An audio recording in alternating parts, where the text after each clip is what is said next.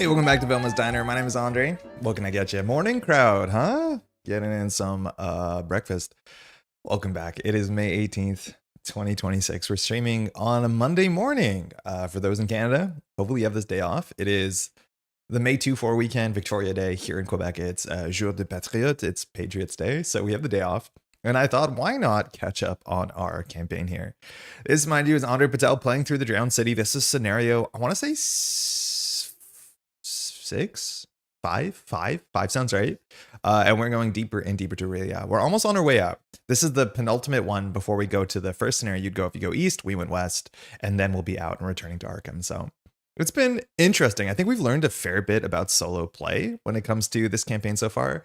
I haven't played that much true solo. I think more of my solo play has been two-handed. And oh my god, the margins are brutal. I think that's what the big thing we're learning is, like, last scenario, we had 2 actions, or I think 3 actions to play assets, and everything else was move, clue, evade. It was just wild. So it's really important we hit the ground running. This scenario is Court of the Ancients. It's the one with the elevator, as many probably know it. So we're going, instead of going down, we're going up. So we start here on the bottom floor. We have to get in the elevator. We have to take it to the top, and then come what may in the middle. We'll see how it goes. Jerome, how's it going? Can you play Andy this time? I'm kidding. He's just a patsy. I was like, wait, we're already playing Andy Patel. But then I realized what you mean about Andy Van Nortwick. And there's a chance, actually, this scenario, he's not the worst. And that's because this scenario forces you to evade the same enemy over and over again in the same location. And I guess you could just leave.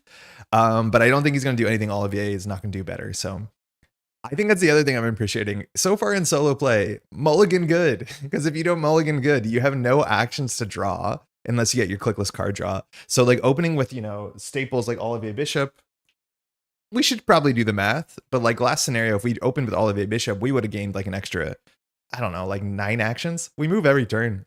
It's absurd. It's really, really, really, really, really low margins, really high variance of whether we get what we need to get. So we'll see.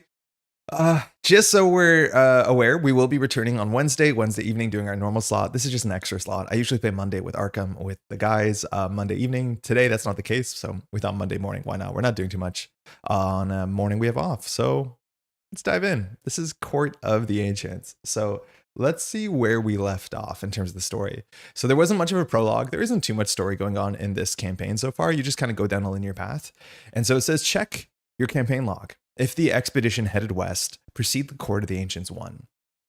I'm just going to read this off paper because it's a bit easier for me to see. Time seems to slip away as you follow the dark tunnels out of the heart of the city. Eventually, the constant churn and thrum of machinery melts away, replaced by an ominous silence.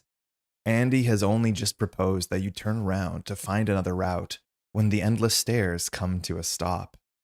An intricately carved door is set in the ceiling above you. Pressing a panel in its center reveals a vast airy structure that vaguely resembles the nave of some ancient alien cathedral. A towering lift dominates the center, surrounded by spiraling ringed floors. The walls are covered in countless alien glyphs pulsing with green light. You wonder if the Great Archive might hold anything valuable. Again, so much of what we're doing is just risking life and limb to steal artifacts, and I feel like at this point in the expedition, things have gone so poorly and so terrifying, we should just leave. But we are going to continue on, and it says add a cultist token to the chaos bag for the remainder of the campaign. That's a west versus east thing. At this point, I think our bag has 3 cultists, so keep that in mind. We don't have any tablets. That's the way if you go east. And if an investigator has the plumb the depths task, they resolve their respective story to the right, which we don't. We are on Prove Your Worth, and just to track where we are on Prove Your Worth, we have 4 task progress so far. I think you want 5 task progress. So it looks like the thing that's going to ask us via Prove Your Worth is in the next scenario. So we could technically, I think we have to pass it. I'm not 100% sure whether we have to take the way or not. Hey, good morning, Benoit. How's it going? How's your Monday? Hey, I usually have to watch the live VODs later. Glad to catch this one live. Chris, how you doing? Happy Monday. Maybe for those who are at work or doing something, this is going to be bad for productivity, but we're going to try and stream at a time that makes sense. Hey, also, Lucas, good morning. How's it going? This also probably makes a fair more sense for folks who are across the ocean, so hopefully your Monday's been good so far. All right, so the setup is pretty straightforward. I know I got really stressed about messing the setup once, and it turns out we didn't even. We just kind of messed up understanding the setup. So I have set up most of it. All that we have to set up the rest of this is the random setup. So there's just 2 things we have to randomly do. So I'm going to describe what we did really quickly, and we don't have to look at this. You can at home if you want to. So we gathered all the following sets. Oh, did I publish the thing? Hold on one second. Ooh, Court of the Ancients. Did I do it? That's not good. Found it. Okay. So this is Court of the Ancients. That button should have worked. I swear. It usually works. 1 second, please. Bear with me. This is live. We have to do scenario encounter set. Cool. So Court of the Ancients has a very big encounter deck, and there's going to be some enemies in the deck and some Cosmic Omens, which is such a wild, good piece of art from Ethan Patrick Harris.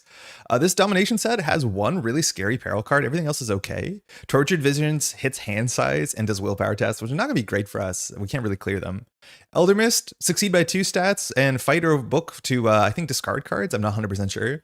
The Inescapable, we lost our chance to defeat it in the last scenario, so it is going to continue to follow us. Hopefully we can stay away from it. It's a real brutal when it comes to solo. And Cyclopean Architecture cares about the shroud of where you at least one of them is as an evade test. Now, Star Spawns. One of them is going to be the Star Spawn Observer, which is set aside, so it's going to be showing up. The other one we have to randomly pick. And Stowaways is not a set I think we've seen so far. It just has these little guys, and you can get infected. And I think infection spreads to allies, if not other investigators. So if we don't play an ally, it doesn't do anything, I think. But we'll see otherwise. It's been a while since I've seen that card. So in terms of the setup, we've gathered all those cards and we have a massive encounter deck. This is also something I'm experiencing with solo. Is like this encounter deck is like really, really, really big. And if we only draw 1 card a turn and there's only 12 turns, like we're not going to be drawing half the deck. Now, this scenario, I do believe has ways to rip through the deck because you're actually searching for certain glyphs. There's like glyphs in here that you have to, or you should liberate. So we'll see if that's the case, how much of the deck we're going to see. But yeah, you don't see a lot of the deck in solo, it turns out. So we have to put these 5 locations into play. We have the Ancient Altar, which you can't enter until you spend clues and do some other text. We started the East Antechamber and moved the West Antechamber. In the middle, we have the Great Lift, and I'll show all these cards in a second. And at the top, we have the Twisting Catwalks. If you go east, you start at the catwalks and you have to go here. We're doing the opposite, where you go here and you have to end up there. Now, there's 6 of these, I think. They're called Crumbling Archives. None of them have victory, but these are just different locations. They're all unique, I think. Ruined Archives. Yeah, they all seem to be unique. Some of them have the same title but have different subtitles. We just have to randomly remove one from the game, and then we have to set up the other ones to make the hallway. So we'll just give it a cut. It's good enough. We'll get rid of this one. And then we set up 1, 2. This scenario is going to be a bit tall, so we'll see if we can pull it down a wee bit.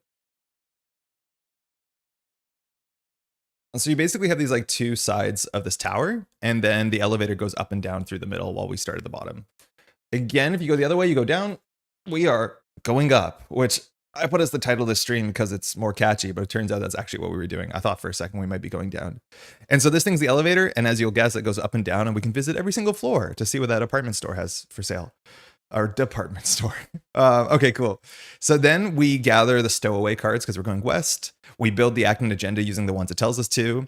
Now we search the Star Spawn set for the Star Spawn Observer. That's the one that has aloof that just watches you, and if you get clues is a problem. And then we have to randomly pick one of these Star Spawns, and that will go into the encounter deck. So there's 2 Star Spawns. This is something I haven't really appreciated so far, and I'm pretty sure the difficulty is in the early scenarios, there's always 1 Star Spawn, but in the later scenarios, there's 2 Star Spawns, as much as you might not draw them because they're an encounter deck. So we'll do 1, 2, 5, 6, 1, 2. So we'll just shuffle that in a second. I think we've only defeated 1 Star Spawn. They all have victory, but they all have like 5 or 6 health, and they have bad text. The type rating glyph artifact could be good in the scenario. Which one's that? The type rating glyph artifact. The alien tablet? I did a sort of cursory check, and there's a couple glyph cards in the deck. If you're talking about the one that gives you glyph Aurelia, but I'm not sure how many other tests there are. All these locations are Aurelia, so if they have tests on them, that helps. Because I do think there's a small kind of like, I wouldn't say problem, but how Alien Tablet works is slightly interesting. So hold on, let me pull it up. So Alien Tablet says, during a skill test on a glyph Aurelia card, exhaust Alien Tablet and spend a secret. The performing investigator gets +2 skill value for this test. That's pretty good. We don't want to be failing tests by 2. Obviously, succeeding tests is really important. This is not the one we're talking about. This is the one we're talking about? Yeah, right? So the issue with this is the way that it's worded, it says during a skill test on a card, which means if we go to a place like the Crumbling Archives here, which is technically Aurelia card, if there has to be a skill test printed on the card. Now, I can't show you the back of this because it's random. We don't know what it is. But if we flip this over and there's no skill test, but you can only investigate, you can't use the test. You can't use the Alien Tablet. because it actually has, it's not like using a skill test at a location, and has to be on the card itself. Now, that being said, there's a lot of glyph cards that say like do a willpower test to translate a thing, something like that. So I think we could consider taking it. We'll make our decision in a second, technically, but I do think it is one of the scenarios where we can consider it because there is glyphs. But you do have to watch out. The actual text on this is a bit more restrictive than you want it to be, because it's not doing a test at a location. It has to be a test printed on that card, and investigate's not printed on that card, but there'll still be reasons and places to do it. All right, we set aside like 4 different enemies. The inescapable is still following us. We can pick an artifact or item asset, and then we shuffle the counter deck, and you're ready to begin. So that's mostly it. So we can make a decision here of which of these artifacts you want to take. B-Pix, how's it going? How's your Monday? So artifacts that we're not going to take. We never take Expedition Gear or Laudanum. Maybe never take is a bit dismissive, but the healing ability on this is way too slow, and action to heal 1 is just not worth it considering we have cards that heal infinitely. So if you're taking the Expedition Gear or Laudanum, you're taking it for the bottom text. So this says move a non-elite enemy at your location to a connecting location once in any direction. So that's just like a free evade plus a move. That can be kind of useful, an enemy move. Not great. Laudanum on the other side just says discard a power or terror treachery. I have no idea how powerful that is in this set because I don't know the counter set. There's certain scenarios where that's really good, certain scenarios where it doesn't do anything. So we're not going to consider those. The next thing is a diving suit, and the diving suit gives you 3 damage soak, which is pretty good. This scenario just has uncontested damage. There are a couple enemies that will just hunt you from outside the screen, and that sucks. So you will take damage, but we have a better card that will give you more damage soak than this. And there's no flood tokens, there's no water, so the text on this is not relevant. So that leaves these 3 cards, and well, actually more likely 2 cards. Tidal Tablet doesn't matter because after your location's flood levels increase, there are no flood tokens set aside at the beginning of the scenario, so I don't think flood tokens will exist, so this is useless. So then we have 2 choices here. The first one is the Barrier Node, which we have failed to translate. This basically just takes 1 damage a turn, it's slotless, and it gives us infinite damage, which is not technically true, but sort of true. Because if you take 3 damage, obviously you can only put 1 on this. The +2 health text, that only matters if we fully translated it, but we have biffed 1 of those glyphs, let alone we don't know 2 of them. So that's something. I guess we'll do a quick glyphs check. At this point, we have, I think we only need like 5 to 10 glyphs to be translated to have some text. Actually, this is a scenario that cares about how many glyphs you've translated, and the difficulty gets worse the more glyphs you've translated. So we just need to count 1, 2, 3, 4, 5, 6, 7, 8, 9, 10, 11, 12. And there's a bunch of cards that say if you've translated 10 glyphs, they get scarier. We've translated 12, so good luck us. Okay, the other option is the Alien Tablet, which Jerome was talking about, and I don't think it's bad at all. It lets us succeed at skill tests. The thing is, we have no healing in Rogue, and I'm worried we're just going to take damage because the inescapable is on us. So I'm kind of leaning towards the Barrier Node. For what it's worth, the Alien Tablet is basically the same as a Well-Connected. And this was the card that we added to our deck last time we've upgraded. We now have 2 copies. So with 2 of them, we technically have our own homemade Alien Tablet, as much as you can use it on everything. And for what it's worth, adding a 3rd or 4th Well-Connected with this Alien Tablet is also pretty good because this is a card that we like. But I think I'm more concerned about dying than passing every single test. Because I'll be honest, that's maybe a bit of a pessimistic take, and we're going to try our best. But we're at the point where like translating more glyphs doesn't really do anything. Because we've already messed up a bit of the early game. There is no thing we can fully translate, I don't think. I'd be really surprised if there's anything we can fully translate at this point. So getting every single glyph is like nice, but we're already off the best path, I think. Or like the secret path. Hey, morning sipping. Glad to catch the stream for a bit before I head out for the day. Hopefully your Monday's okay. Welcome to the stream. It's 11 p.m. here, planning to play a game of MC before sleeping, but we'll probably watch the stream instead. My brain is too tired. I mean, take care of yourself. Sometimes I do find it when I'm tired and I exert myself a bit. It feels nice, but I totally get it. If you want to relax and watch a stream, I mean, B-Pix, that's a nice place to be. It's 11 p.m. So you're on the other side of the world, huh? You're like directly on the other side of the world. I had no idea. All right, I'm going to take the Barrier Node, maybe the Coward's choice, but the Coward will be alive, and maybe that's worth something. So we're just going to get 1 damage a turn. We are going to keep track of this, Jerome, to see how many tests this would be relevant on. We're pretty good at boosting in different ways, but succeed by 2 and not fail by 2 are both things we care about, so I could see why this makes sense. I'm more worried about death, just generally. So we'll have this thing that gives us 1 damage soak a turn. Okay, that's the entirety of the setup. We don't have that much space to play with, but that's always been kind of the thing. So we can do our mulligan. Let's just shuffle this for the sake of the camera. And we should be off. How's everyone's Monday? The next scenario we have to play after this, which maybe it's Ghost to talk about the next scenario, But it takes up so much table space and has really complicated rules that I don't know how it's going to fit on the table. It's very likely we're going to have to put these off the table and then just have them digitally counting doom. So maybe we'll make some technology that does that. I've already shuffled this. We'll just give it a bit of shuffle for the camera's sake. Technically, you're meant to do this before setup, so it's not like we would be surprised by the setup because I've played this campaign before, but you are meant to do this before you see what kind of is laid out before you. All right, first card. It's really important we draw into our right assets. We have, I think, 4 assets that are really important. We need to find a way to get clues. So that's usually Thieves' Kit or more likely lockpicks. That card's amazing. It is worth saying, if you're not familiar, we're playing as André Patel. So once per turn, on our turn, we have to succeed a test by 2. And lockpicks is really good because we investigate with base stat 8. So that will guarantee it. The other thing we want to find is a way to do a bit of damage. Now, a sudden fall technically does do 2 damage, which is pretty good for a card, I guess, we have in our deck. But finding the 1903 or the Cane, those would probably be the best case. Hey, hello from Japan! Takuya, how's it going? How's your Monday evening? From that point, we really want to find Olivier Bishop, and it's for like 17 different reasons. Firstly, a free move a turn is nonsense good. It's just very, very good. Like, see how many locations there are here? And going in and out of every single location is 2 actions. You just can't do that playing solo. It's not possible. So moving is so restricted when you play 2 solo that Olivier is also good because he increases our foot stat, excuse me. So we have a way to get clues. We have Olivier. We have a way to do damage. The last thing we probably want, and it's a bit of a luxury, is Lucky Cigarette Case. But actually, probably the other card, if we want to be very, very greedy, is Well Connected. We installed this on turn 2 of last game, and it came in every single turn and just stopped us from failing by 2 and succeeding tests where we're evading +3, and +4 is the safest place to evade. So those are 4.5 good cards that we want. So we probably won't keep this because I do think the most important thing we can possibly do is just mulligan as aggressively as possible for those cards and nothing else. Okay, Well Connected. We will keep that. That is worth keeping. It is that good of a card that it can solve a lot of our problems. We start with 9 resources, mind you. That's because we have 2 copies of Another Day, Another Dollar. So our money's already good. Watch this. It's one of my favorite cards, but we don't really need money on turn 1. We just need to find our assets, and hopefully we'll draw the skills on their way. Yo, Eric, how's it going? We have Monday off. I reckon you might not have, so hopefully it's okay. 1903 Hammerless. It's damage. Not the most important thing turn 1. And finally, we have lockpicks. Okay, so we've got 2 of our best cards. We've got the lockpicks, we got the Well Connected. So that's the same start we had in our last game. Now, we could be greedy and hold on to Hammerless or watch this, but I think it's so important we find Olivier Bishop. We're just going to do a full mulligan and not care. I think that card is just way too good to not do it. Oh my god. Oh my god. Okay, so now these are expensive cards, so holding the watch this would have been good, because once we play all of these, the Well Connected is not worth anything, but that's the best possible setup. The next card we want to draw is either Out the Door, Cigarette Case, or Watch This. Okay, weakness doesn't count.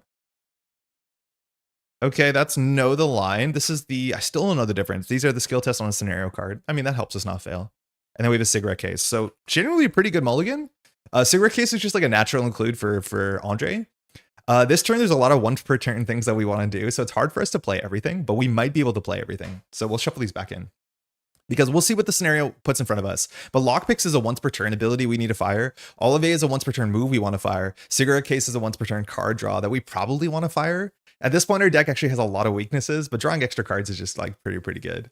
Yo, happy holiday, Pat. What are you doing with your Monday? It's it's a day off here in Canada, let alone Quebec, which is in Canada. So really good start. I mean, that is just about every card we named. The only better thing is if Know the Line was an econ skill, which would have made it easier, because I don't think we're going to play Well Connected on turn 1, because we won't have the money to sustain it. All right. Good mulligan. Cool. All right. So just so we're on the same page, well, let's just read the 1 card we have in front of us, Prove Your Worth. This comes in with 4 charges, and whenever we fail a skill test by 2 or more, we remove a charge. We want to end the scenario with at least a charge on this. So far, we haven't failed, but this will be scenario 5, and I think you need to get about 5 task progress for your task to be good once you return to Arkham. So we'll get to that. All right, agenda. Let's start here. It's called Ruined Archives. Has an art of a big thing.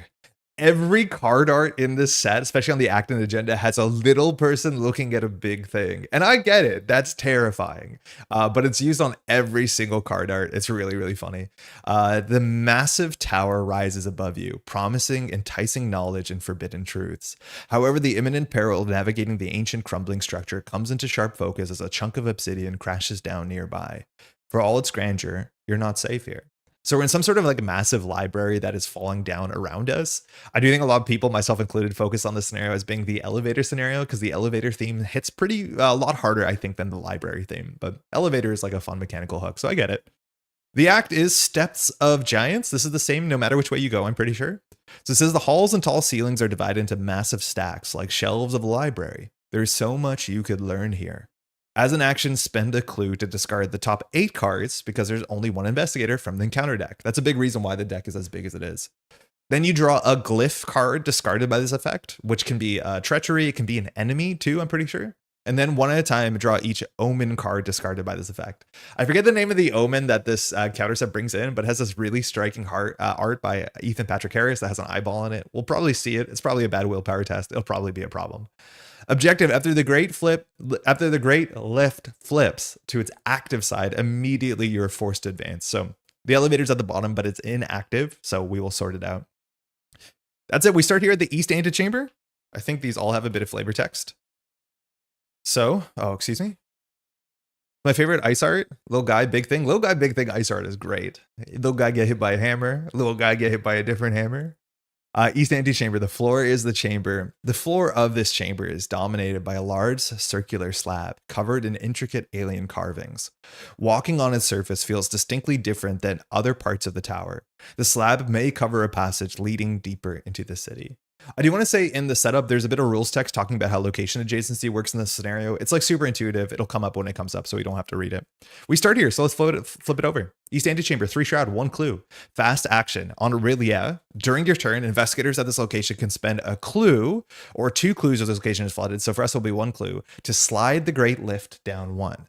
So this probably is not relevant in solo is my guess, but if people go and bring the elevator away and you're stuck at the bottom, like griefing strategies, you're always allowed to bring the elevator back down to you. So there's some tools you can operate or some buttons. Now the great lift, inactive side is what it starts in. 2 shroud, 1 clue, not too bad. Great lift cannot move, so it cannot move up and down. Generally locations don't move, but of course this elevator will. And it's connected to locations to the right and the left of it and vice versa. So forced, when the last clue is discovered from this, you flip the great lift and that will keep all tokens and attachments, and that's what turns it on. So we can technically advance the act as soon as turn 1 if we wanted to, by just getting this clue. It looks like that'll advance everything. So who knows? West antechamber is down here. West antechamber is attached to the other side of the great lift, so there is a fair bit of moving here. West antechamber has some flavor text. It says, the once grand archway that opened out onto the streets of Rilia has long since collapsed. Any hope of exit dashed by the choking rubble. So we're kind of stuck in here. And I do want to shout out the other side of the behind us is the ancient altar, which we are connected to. So striking art, it says you cannot enter this location unless there are 3 or more glyph cards in the victory display. Clearly there's none. And as an additional cost to enter this, you have to spend 4 clues as a group. The stairway winding up the column is obstructed by gates, each one featuring a glowing alien symbol.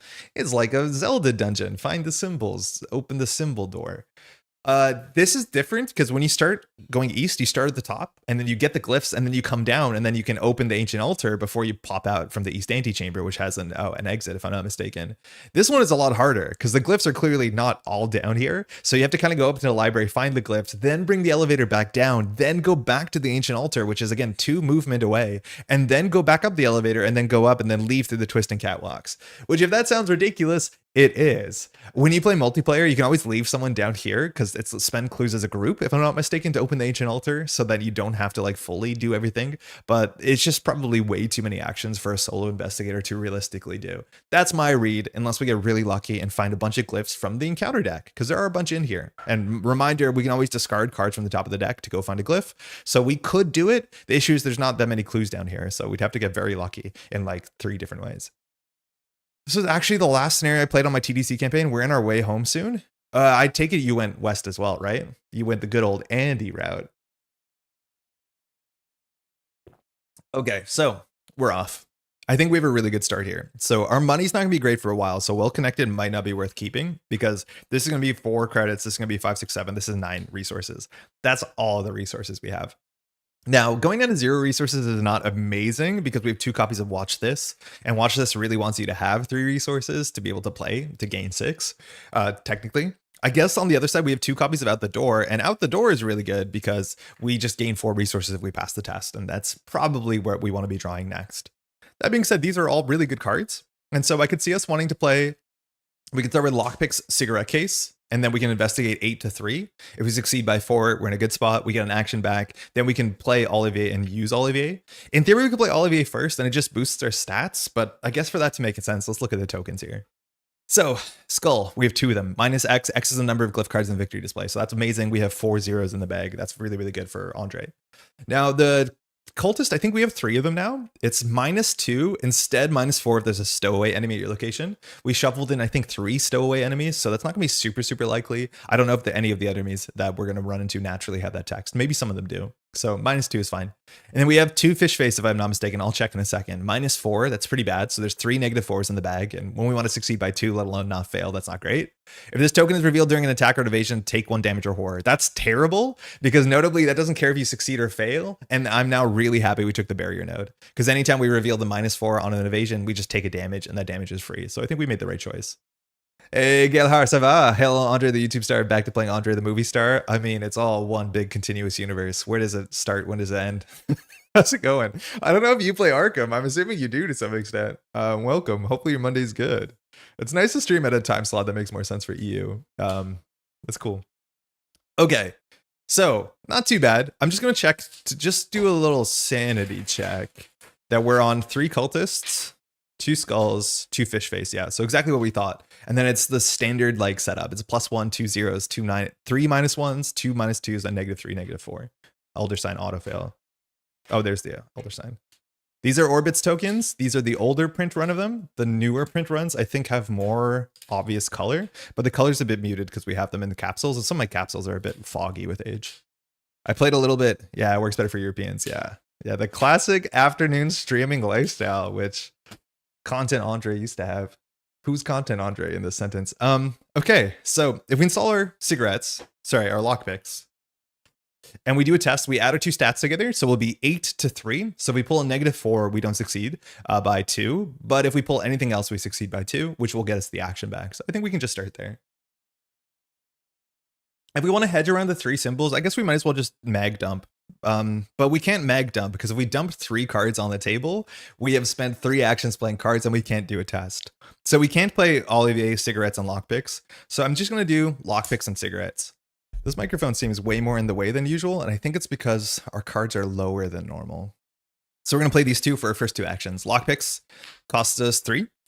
We haven't fully broken a lockpick yet, like the whole farm, but it says 3 supplies, and you want to be succeeding by 2. We'll play 2 for Lucky Cigarette Case, which this should just be a free card draw a turn, which is really, really good. And then for our third action, we'll use the lockpicks. So we'll combine our 2 stats. I guess, excuse me, that's a little wrong lockpicks. I guess I should show our stats really quickly, but we're 2, 3, 2, 5. So we're 8 to the shroud on this is just 3. So we're 8 to 3. We want to succeed by 2. Really important we do, because it's a card draw and an extra action, which is like very, very good. We're off to a bad start. We break a lockpick, we don't get a clue, we don't get an action. Card and credit. We also do fail by 2 because it's 3 shrouds, so we prove your worth goes down 1. I mean, that's not a good start to the scenario. I'm scared. Upkeep. Card and resource. We go up and get a Thieves Kit, which is another backup way to get clues if you want. That's such a bad start. Okay. Agenda gets 1 doom, 6 to advance. There is at least 1 more agenda, but we generally don't have that much time in these scenarios, so we have to kind of hit the ground running. First card, this is the one we're talking about, Cosmic Omen. So we're not very good at passing this, and I think it has bad text, but this is like the Omen that is in the deck, guaranteed. And anytime we discard cards, we have to draw every Omen I think we discard. So what absurdly good heart from Ethan Patrick Harris, like usual. So it says test 3 willpower.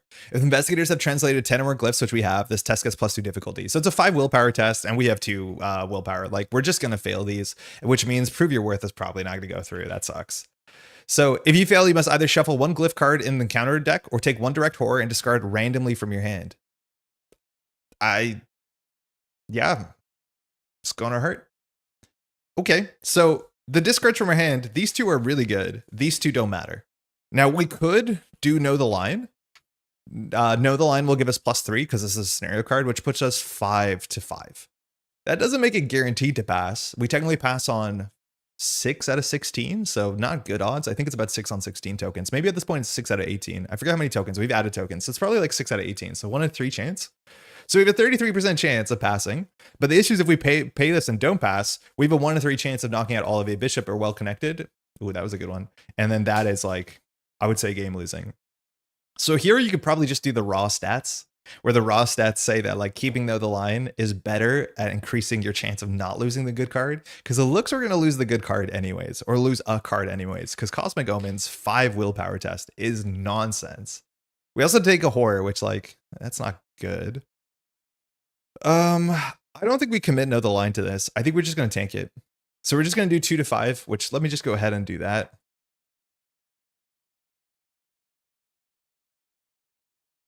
It's a -2, so results oriented. So we fail, Prove Your Worth goes off, and then we have to take 1 direct horror, so we're down to 7. Mind you, we have 1 physical trauma, that's why we started 6. And we have to discard 1 card at random. So we're going to roll a die. 1, 4.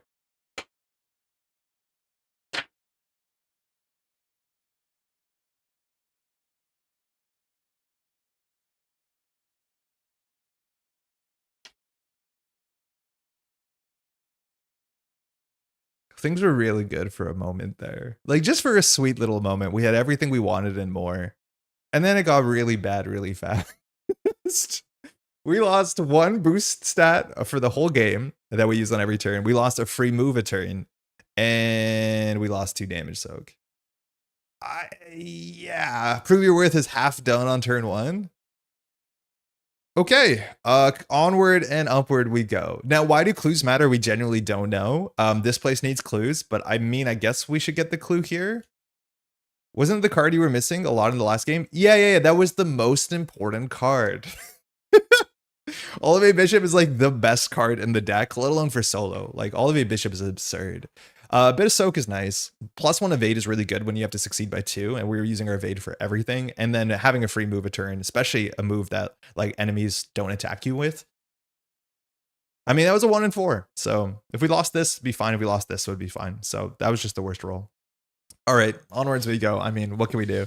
There's 1 more Olivier in our deck, and hopefully we're going to start drawing cards. So now the thing we have to watch out is if we get this clue, we need to get this clue to advance. I don't know if we want to advance as the last action on our turn, but now we have to move every turn like an absolute chump. So that's not good. So I think we're just going to do lockpicks on this. We can move and then we can like set up the well connected, I guess. We don't have money, but we'll have money. Like this is a good downturn to do nothing. So we'll start with the lockpicks here. So we're investigating 8-3. Do you play Praxis? No, I did, but then they started icing up archives. It wasn't very good. They're like, use your Vic text. And I'd be like, this doesn't make any sense to the Arkham horror crowd. 0. Okay, that's what we wanted. So we succeeded by 2. We gain a clue. We gain an action. We draw a card with Cigarette's case. We want to. Oh, they give and they take. Oh, wow, that's incredible. Are you kidding? I could not scripted that better. That is our top deck? Are you kidding me? I'm just going to take our second action and put this guy on the table. That is absurd. That costs 4. Our agility stat goes up to 6. We are off. Okay, we're back in it. We're winning. That's sick. Okay, we're going to use Olivier Bishop to fast travel to the Great Lift. So we did... Money's not good, but we did investigate, Olivier, fast move. So we have 2 more. Just like getting resources might be fine. I could see us taking a second to put down the well connected. Obviously, it's not good because it doesn't do much, but I think taking the time now when we can to put it down is probably good. So my third action, we're going to gain a resource. And then last action, we're just going to play the well connected. So at least we've set up every single asset we want to play immediately in the first couple turns. Nani, this is a work day. How's it going, Joel? We have this off in Canada. It's either Victoria Day or Patriots Day here in Quebec. So yeah, it's a nice little Monday we have off. Hopefully you're doing well. Hopefully your Monday's not too bad. Okay, That is incredible. Upkeep, card and resource. We go up to 1 resource. We draw a sudden fall. That's our damage card. So if we need damage in a pinch, this will get us there. This is the upgraded version. So this actually does 3 damage, not the 2 damage version I showed before. They're both upgraded. I just pulled up the wrong card. I was like, 2 seems a bit low. We didn't play this one in a while. So we go to 2 doom at a 6. We draw an encounter card. Still behind you. This one's fine. So this one is the one that eventually summons the Inescapable. The Inescapable is set aside, but these 3 cards are in the deck. And this is a way for the Inescapable to show up. So this card just says, do 2 agility tests. It gets +1 difficulty for each copy of this in the victory display. There are currently none. And if you fail, if it's not in play, you go grab it. So we want to pass this. And luckily we're 6-2. So there's nothing we really have to do besides don't do the bad thing. Work from home today, so I'm getting back to the card scanning grindstone. Is that the work from home? Or that just happens when you work from home? 6-2. Fish face is -4. We still succeed. But yeah, straight 9 is 4. So we do pass. Nothing else good happens. Okay. So as soon as we get this clue, we have to activate the elevator. In theory, we could pop out to the west antechamber and check out what that is. I'll be honest, I don't remember what it is. It's been a while since I played this. It might have interesting text because it is a forced location. And this location has to exist. This has to exist. This has to exist. I don't remember what that west antechamber is. I think we can start by just getting... Like, do we want to just rush the thing? What do we do? Do we go to the west antechamber? I forget what the text is. It probably like allows you to move the lift, but that could be wrong. I don't think it's going to have a glyph. Maybe it does. My curiosity is going to get me. So I think we are going to go check it out before we go up, because as soon as you turn the elevator on, things get a bit worse. So let's go ahead and just use our Olivier here to fast travel. Not her. We'll use him. We'll flip into the west antechamber. So we've already read the flavor text. The west antechamber on the other side says 3 shroud, 1 clues, fast action. During your turn, investigators can spend 1 clue. Yeah, it's literally the same text. It's literally the same text. Okay, so that wasn't great. We still have 3 actions, and we can get an action back. So we could spend an action going into the Great Lift. We can also just get the clue here because we're here. We're not 100% sure how clues matter, besides you can use them on the act to like grind for glyph cards. At this point, I honestly don't care about glyph cards, and maybe that's a problem with this campaign, is like, once you have enough glyph cards, that's it, because other relics don't really help you. We can only bring 1 relic in. And I think in terms of the campaign, it never checks if you have, it checks if you have 5 relics, but then it checks if you have 1 relic, and we already have 1 relic, and we're not going to get 5 relics. So I don't think anything actually matters.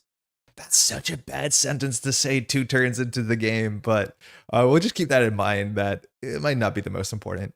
We're going to use lockpicks here as our first true action. So we're going to exhaust those. We're going to add our 2 stats together. So we're currently 9-3. So we should be in a good spot.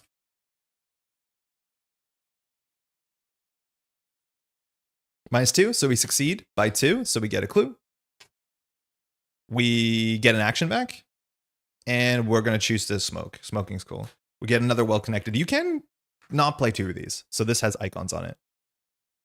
Okay, so we still have functionally a whole turn. The problem is if we enter the Great Lift and do it, the thing advances, and I don't think that's good for us. So we'll do, that was 1, 2, we'll go back here. I mean, taking 2 resources is not a good use of our turn. We could draw. We have a lot of weaknesses left in our deck.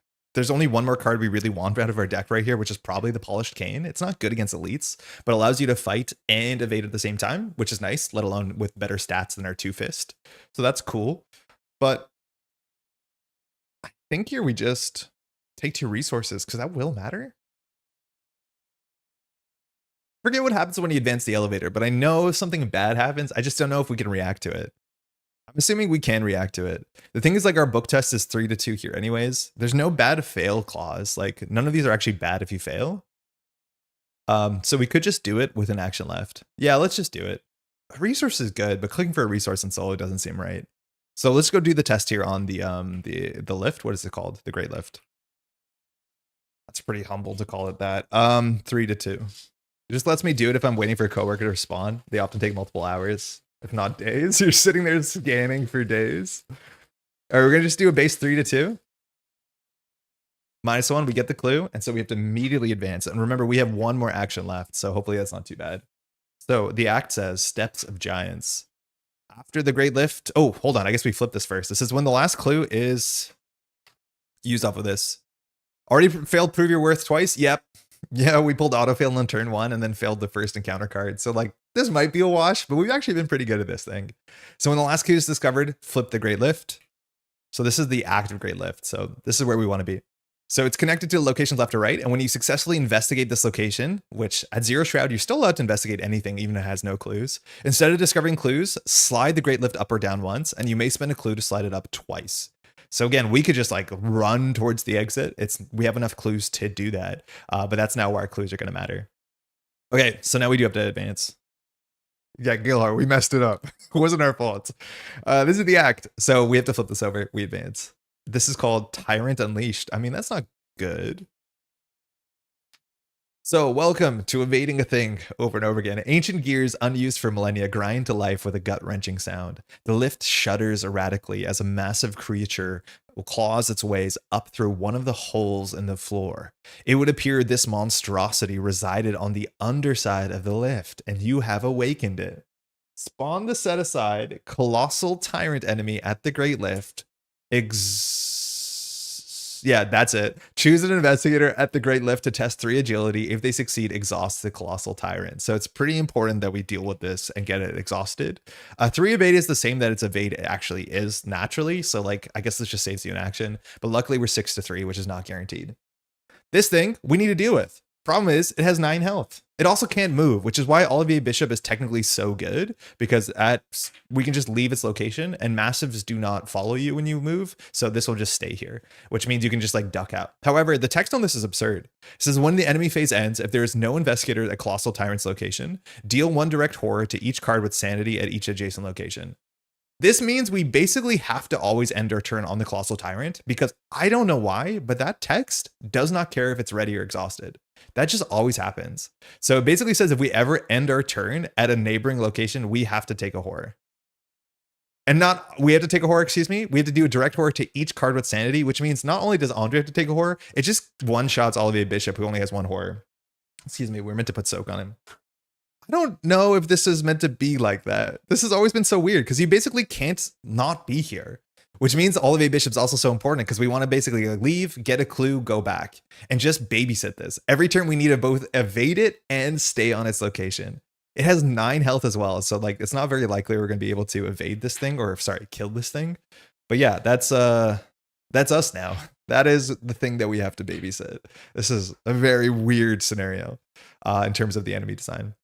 All right, so we're just going to evade it. We are 6 to 3. We have 1 resource, so we can't actually boost this. If we fail, we will 1 more try at this.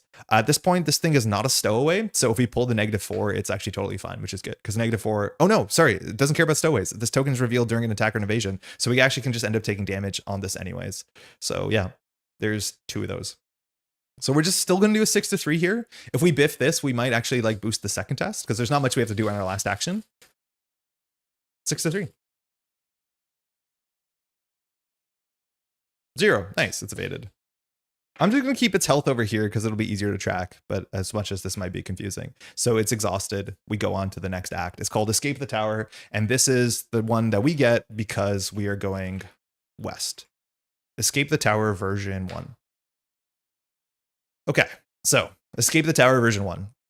Your only hope is to find the relic if you can and get out before the entire tower crumbles around you.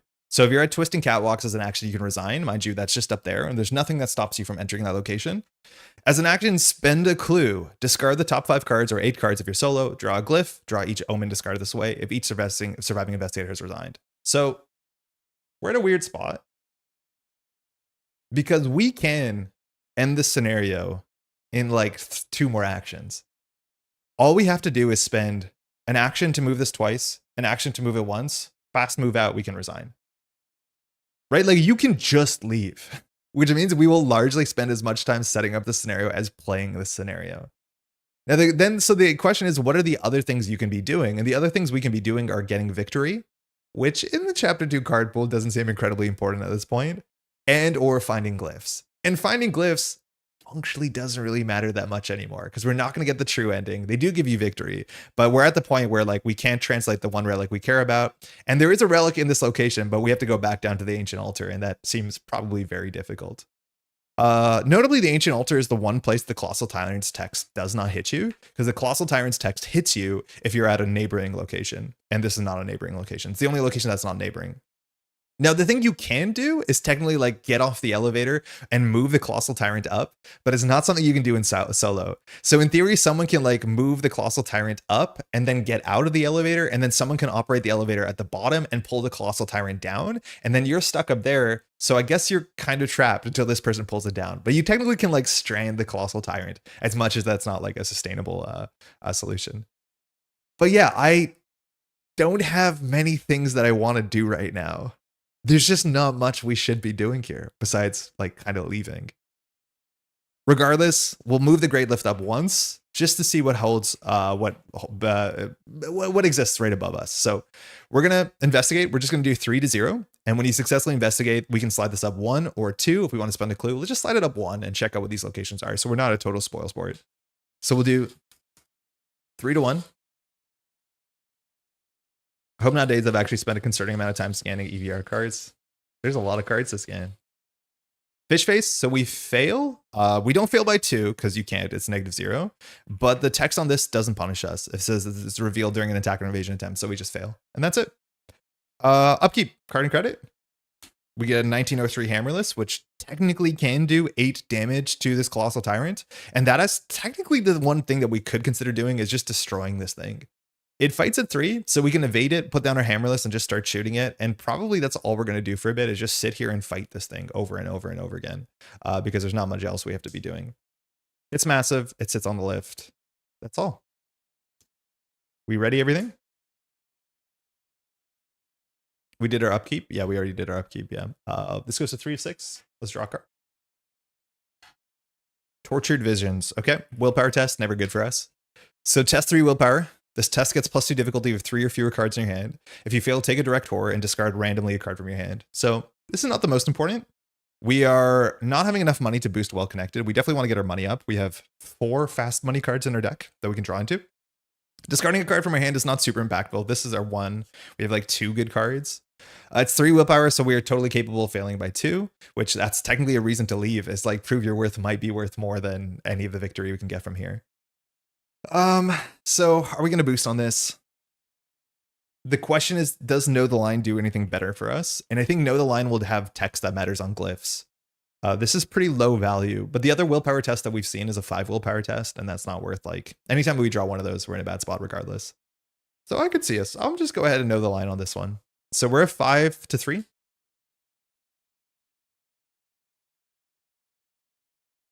Fish face, so we fail. We pull a -4, so we go down to 1 to 3, so we fail by 2, right?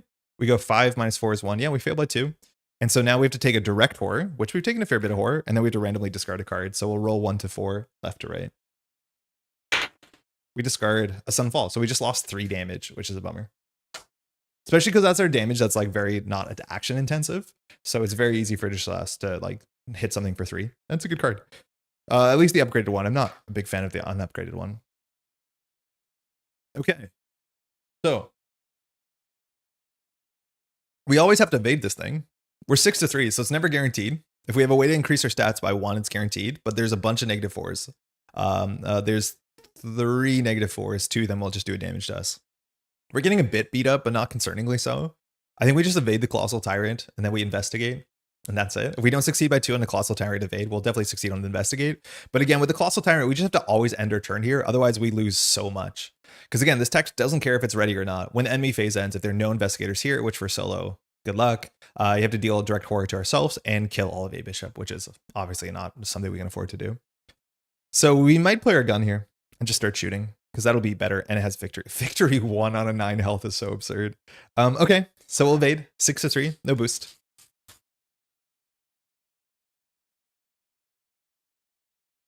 -3, we get it. We succeed by 0. All right, then we'll do, I don't think we'll do our lockpicks here. Okay, what's our turn? We have 2 more actions, but we'll probably get a 3rd one. So if we move it up as an action, we can fast travel out, we can get a clue, and then we can slide back. Our turns are going to be pretty repetitive, for better or for worse. But that means we don't want to necessarily use our lockpicks on this location, because 3 to 0 is probably fine anyways. And we can, the thing is, like, the margins are so bad here, because if we succeed on this, we move up here. we have, say we don't succeed by 2, we only have 1 more action. If we slide out with Olivier Bishop into one of the crumbling archives, and then we use our lockpicks and we don't succeed by 2, and usually the only way for that to be a problem is to pull the autofail, we're stuck here. We don't have another action. And because we're stuck here without an action, the Colossal Tyrant's text fires and we lose Olivier Bishop and we take 1 horror. So if we pull the autofail, it's so bad. I don't think it's worth playing around pulling the autofail because it's like 1 in 19 or 18 at this point. So it's like not likely, but if we do pull it, it's like a disaster. It does so much damage to us. So if that's the case, do we use our, I think we can just do 3-0. I think 3-0 is fine. The Great Lift? Yeah, Great Lift. We'll just do 3-0.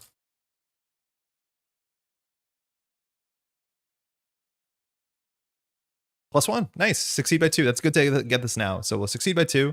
We also can draw with cigarettes, so we will, because we draw a weakness, we can deal with it.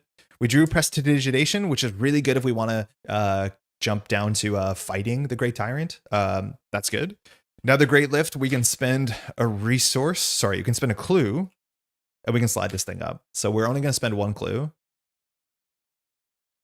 Oh, no, it doesn't cost a clue. It's if you want to move more. So we'll get the clue back. So we'll just slide it up once. So now we're here, and we're connected to the left and the right.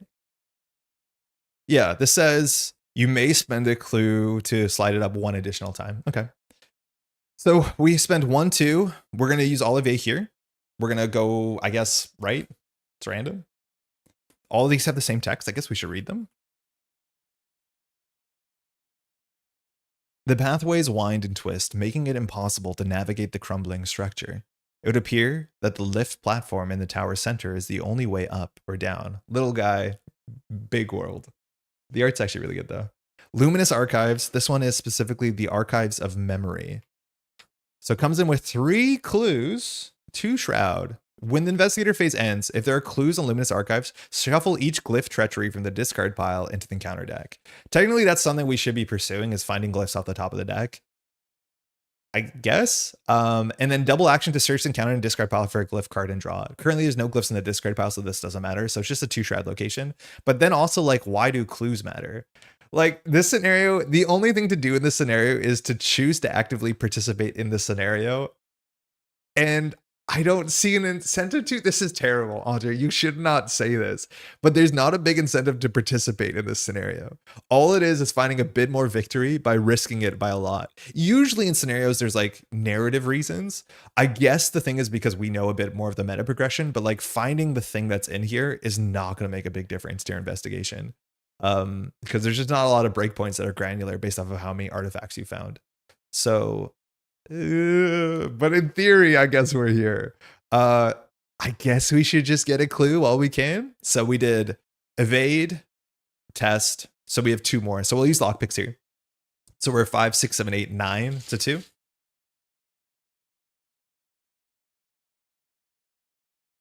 This is -2, I think. Yeah, -4 if there's a stowaway, so we'll get a clue. And then we have to move back, otherwise the disastrous thing happens. And imagine you don't have Olivier Bishop here where you have to do like move out, get a clue, move back, evade. Like it is so hard to do with the Colossal Tyrant if you don't have extra free moves. Luckily, I guess we do. Upkeep, card and credit. We get Polished Cane. Now, unfortunately, well, this is okay. It allows us to fight with a good stat, but unfortunately, it does not evade this thing because it's elite. This card is really quite good. Very, very good, especially for solo. The problem is it doesn't do a lot against elites, and we have to take 9 actions to defeat this thing. We go to 4. We draw. Oppressive Influence. Hate to see a willpower icon, but let's see what it does. Test X willpower. X is your location's printed shroud, so at least that's just 2. If you fail, take 2 horror. Straightforward. That's been happening a fair bit to us. We don't have enough money to use Well Connected. We want 1 more resource. We could have clicked for resources before, so this is just going to be 2 to 2. Problem with this is we can also fail by 2 and at least prove your worth. We can just throw it out. It won't matter anymore. We can just like live free and ignorant of what we were trying to do in the first place. But yeah, 2 to 2. The only thing we can boost here is the Prestidigitation, but that seems so important because it's a free hammerless for a turn. Or a cheap hammerless, actionless. 2 to 2. Would love to get lucky here. That works. That works. That works. X is the number of glyph cards that Victor displayed. Got him if you don't participate. Okay, so we pass. We don't take anything. It's back to us. And then once again, we're going to have a pretty repetitive turn. We're going to invade the Colossal Tyrant. Having well connected at +1 would be nice because then we can. In fact, we actually don't have to invade the Colossal Tyrant right now. We can just like pop out with Olivia Bishop because this thing doesn't follow you as a massive, let alone you can't move. Then we can pop out to the Crumbling Archives. We can see what's there. The thing is like we have to move back and evade the Tyrant anyways. So I guess we might as well get it out of the way now. Unless this thing like spawns something you have to deal with, but that'll be a problem no matter what. So we're going to evade at 6-3. First action.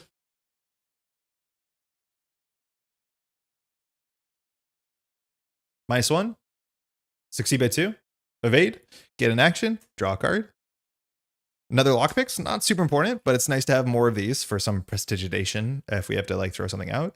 So at this point, we might just want to start blasting. Issue is if we play our 1903 Hammerless,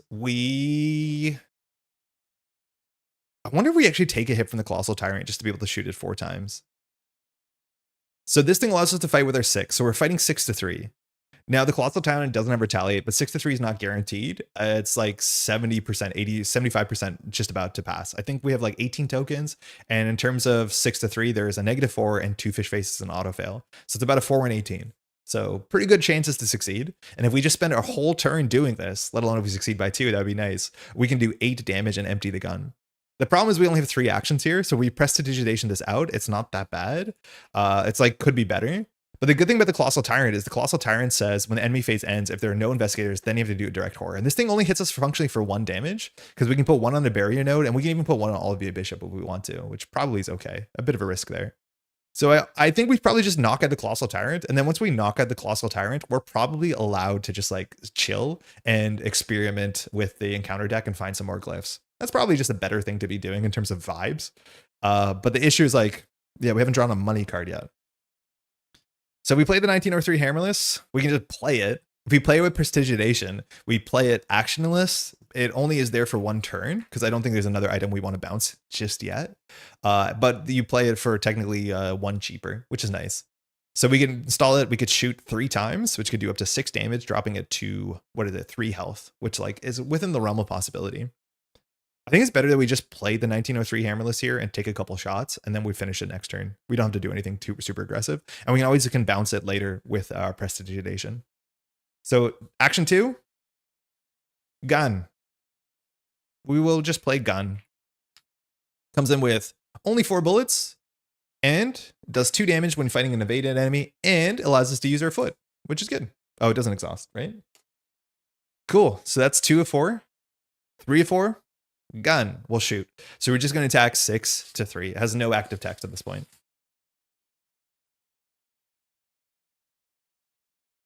Do we want to boost 1? I don't think it's that bad. We can always like panic prestidigitation. Oh, we have to pay 3 resources for that. We can always panic prestidigitation to bounce this back to our hand.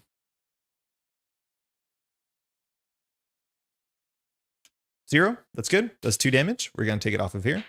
Third action, 1903. 6-3. 0. 2 damage. Last action, 6-3. So far, so good.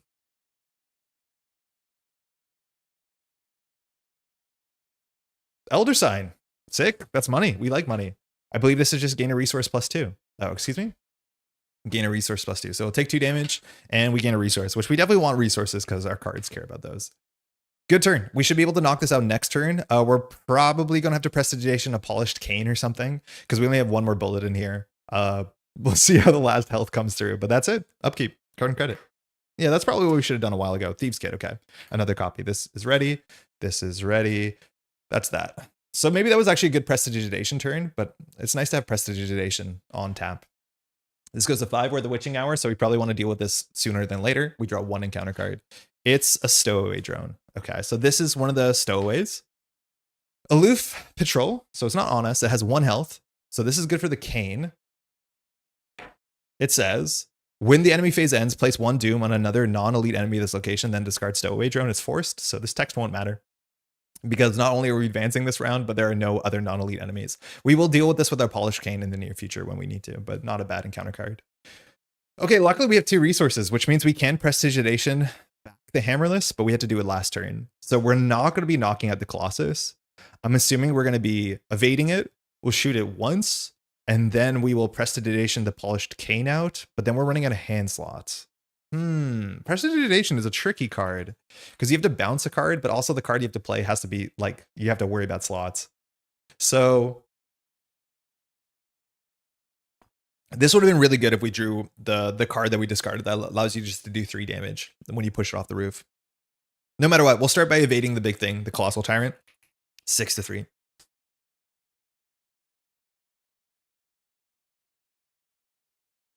Zero. Nice. So it's evaded. We get to do all our text, so we succeed. And we'll choose to draw a card.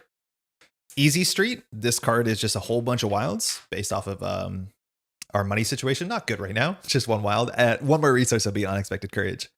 So I'm assuming we just shoot this thing once. Fighting is not good because our fight stat is just like 2-3, which in theory you could brute force with enough money, but we're 2-3 if we want to fight this thing naturally. So we're probably gonna have to just get Bouncer Hammerless, play Arcane. The issue once again is Prestidigitation requires you to return a card, and our hands are full. So if we throw out the 1903 Hammerless by playing the Cane over it, we have to bounce the Cane, which that's not a good use of Prestidigitation. So that might just be next turn problem. So we'll just shoot it last time with the 1903 Hammerless. This one I will boost because this one's actually really important and it connects. So we're currently 6-3. I'm just going to throw this well connected to make it 7-3 so that we can beat the -4s. We're shooting the Tyrant. -1. Tyrant is on 1 health.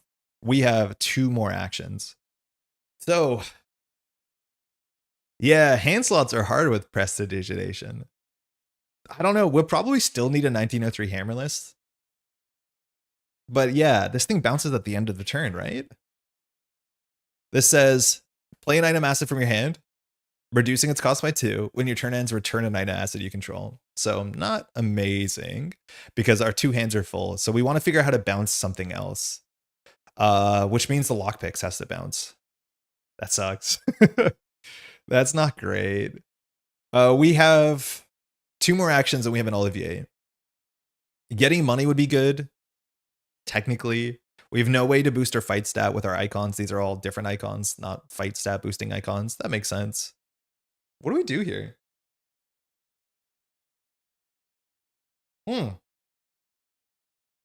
Huh. It'd be so nice. Like maybe we have to just hard cast the Cane. Like maybe we take a resource, play the Polished Cane, attack the thing, call it a day. I could see that being fine. At that point, we have no good way of dealing with elite enemies unless we draw the other one. You have another lockpick, better bounce the gun? I mean, you're right, but I just can't imagine playing the lockpicks in the near future. The thing is, like, clues don't really matter that much. Like, we're going to be discarding cards. When we discard and find that Omen has a 5 willpower, like, I don't want to discard cards anymore, I'll be honest. Because that Omen means we lose Prove Your Worth. But I think you're right, the lockpicks is the most disposable card here. So let's do it. Yeah, it seems good. So fast action, we'll play 1. We have just enough resources to do this. We'll play Prestidigitation. So play an item acid from your hand, reducing its cost by 2. So we'll play a Polished Cane for our last resource, trashing the lockpicks. You only trash cards when you're over slot size. You can't do it at any other time. So Polished Cane is really good. At the end of the turn, we have to remember we have to bounce a card. So I'll just put this here as like a reminder because it's easy to forget. So this is fight. Add your agility to your combat for this attack. If the attack succeeds by 2 or more, and it's a non-elite enemy, you may exhaust Polished Cane to automatically evade that enemy. Great. So third action, we'll attack. We're going to add our stats together. So we're 8. 8-3 is even better than the gun, of course. Would it have been better to do that at the start of the turn instead of evading, right? No, because this thing can't evade elites. But maybe. The thing is, like, the evade was the easy gain a card, gain an action. But yeah, this doesn't work against elites, so it's like a bit not perfect. -0. I mean, we did it. We held the course, and now the part of the campaign, or the part of the scenario that I find really annoying, has been dealt with. The Colossal Tyrant has been defeated. I don't think there's any narrative that cares about that, but now there's very little threats going on. So we have 1 action left. We can just pop out. We definitely need resources here, but we have a free Olivier. So I'm just going to use the Olivier, and we're going to pop out to this Crumbling Archive. So we have 1 action left here. Yeah, non-elite clause on that one's like really annoying, but it makes sense. This is the Lofty Walkways. Specifically, this is the Archive of Dreams, which is a really fun name. 5 Shroud is a lot. Oops, where's our lockpicks? 1 clue.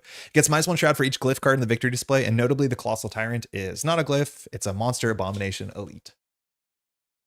So 1 clue, 5 Shroud. Force, when this location is revealed, spawn the set-aside Star Spawn Observer. Oh, okay. That one's fine. That one's just hanging out, but that is technically something we need to defeat. It is an elite, though, but the Observer will be observing us. And as an action, you can move to a revealed passageway location. Currently, this is the only passageway we have on the whole board, but this is technically something that allows you to bounce around the map. Using a cane to swing damage at a giant creature is amusing. I mean, there's been a precedent of canes being pretty good in this game as Mystic or Rogue, so I'm for it. Every time I tried to use Prestidigitation, I wound up discarding a card because I was short on slots. Me too. I've really been feeling it. And that's because maybe you should just not fill in both your hand slots. It's a bit better with accessories and stuff like that. Like bouncing the cigarette case made sense, but we wanted to play a third hand anyways. So it's way more awkward than you think. All right, we have the Star Spawn Observer. It just observes you. So getting clues is a bit harder. It has 4 health, 4, what is it called? Attack, 3 agility. We'll get through it. Its prey is the highest intellect, which will always be us, of course, but it's aloof. But when you reveal a fish face token while investigating, it engages you and immediately makes an attack. That technically saves you an action for what it's worth. Sometimes that's good. 4/4/3 shouldn't be that bad. And with the Hammerless returning to our hand, we should be in an okay spot. But we don't have much to do here on this last action. Because again, we did evade, we did shoot, prestidigitation, fast move, cane. We have 1 more. We're just gonna take a resource because we're gonna need to be able to replay our Hammerless or our more accurately our lockpicks, I think. So we'll just gain 1. That's it. The Stowaway will move. It adds a Doom to a non-elite, but that doesn't really matter. So the Stowaway is here too. Prestidigitation bounces a card. We'll return their Hammerless to our hand. And then we'll do upkeep. Card and credit. We just drew that a bit too late, but that's good because this will technically do 3 damage to the big guy. And 3 damage to the big guy means we can finish it with a Polished Cane. So right now we're really waiting to draw into one of our resource cards. So out the door or watch this. And again, I've said this so many times, and I just want to show you why that's the case. On turn 2, we went down to 0 resources by basically playing our entire hand of assets. And those hands of assets, those assets we've been using every single turn, barring Well Connected, which will be good at some point. That's why this card is so good. Not starting the game with 9 resources means we can't play Cigarettes, Olivier, lockpicks. And that has been the thing that's been keeping us doing cool things. So do just keep that in mind. Permanent cards are so absurdly good because their effects are always relevant in every game. You don't have to draw them. All right, 16, we advance. Let's see what happens. I do think there's 1 more behind it. I think that one is contextual maybe on the side we're playing, but I don't really remember. So this just has flavor text. We advance. The back says Records of Alien Histories. As supernatural winds howl outside, the tower groans and sways like an ancient tree weathering a storm. You steady yourself against the pillar, hoping to wait out the tremor. Suddenly you feel the pillar loosen. Stepping away, you watch the intricately carved pillar tumble down to the bottom far below. Shuffle each omen and glyph card in the counter discard pile into the counter deck. I think that only shuffles 1 card back in the deck because we've only seen 4 cards, but it is the Cosmic Omen, which is a 5 willpower test that will just totally mess up our Prove Your Worth. All right, we only have 8 more turns. Only 8 more turns. Unstable Foundations. So text here gets a bit worse, but not in a way that really matters for us. So the tower groans as R'lyeh continues its slow ascent from the depths to the ocean. During the enemy phase, each location is connected to locations above and below it. That's during the enemy phase. That is text that we will forget, but enemies can haunt up and down. So if you stranded something on the elevator, technically there's ways it can catch up to you as much as the Colossal Tyrant can't move. And forced after the Great Lift moves, each investigator tests 2 agility. Each investigator who fails takes 1 damage. I love that. There's no flavor text associated to that, but that does make it feel like when you use the elevator, the building is falling apart. That's honestly sick mechanical text. I'm a big fan of that. And shout out to small person, big world out there. All right, that's it. 8 Doom. So we're gonna have 8 more turns. It seems like the turn timers in this scenario are really short. 14 turns is kind of what you'd expect, but they feel really short in this scenario. I don't know if I'm getting soft or not. Upkeep, or sorry, encounter card. Cyclopean Architecture. That's bad because this is 5 Shroud, and this one cares about your Shroud. So Cyclopean says, test X book or intellect, where X is your location shroud. For each point you fail by, choose the card from your hand and discard it. So it looks like we're going to lose our Prove Your Worth on this because we are currently 3 to 5 and we ended our turn in a high shroud location. That's not good. Now, very importantly, if you could use Olivier Bishop fast here, we would and move to a 2 shroud location, but Olivier is only during your turn. So that's not going to happen. So yeah, we're just going to tank this. We have some cards to discard. Luckily, our card draw is good. If we wanted to boost this in terms of the book icons we have, we could throw a lockpicks, which we don't want to. Easy Street is 1 wild. Thieves Kit is 1. So yeah, we're just kind of cooked here. High Shroud is bad for us. No surprise. So we're 3 to 5. If we pull the Elder Sign, we're good. 1 to 18.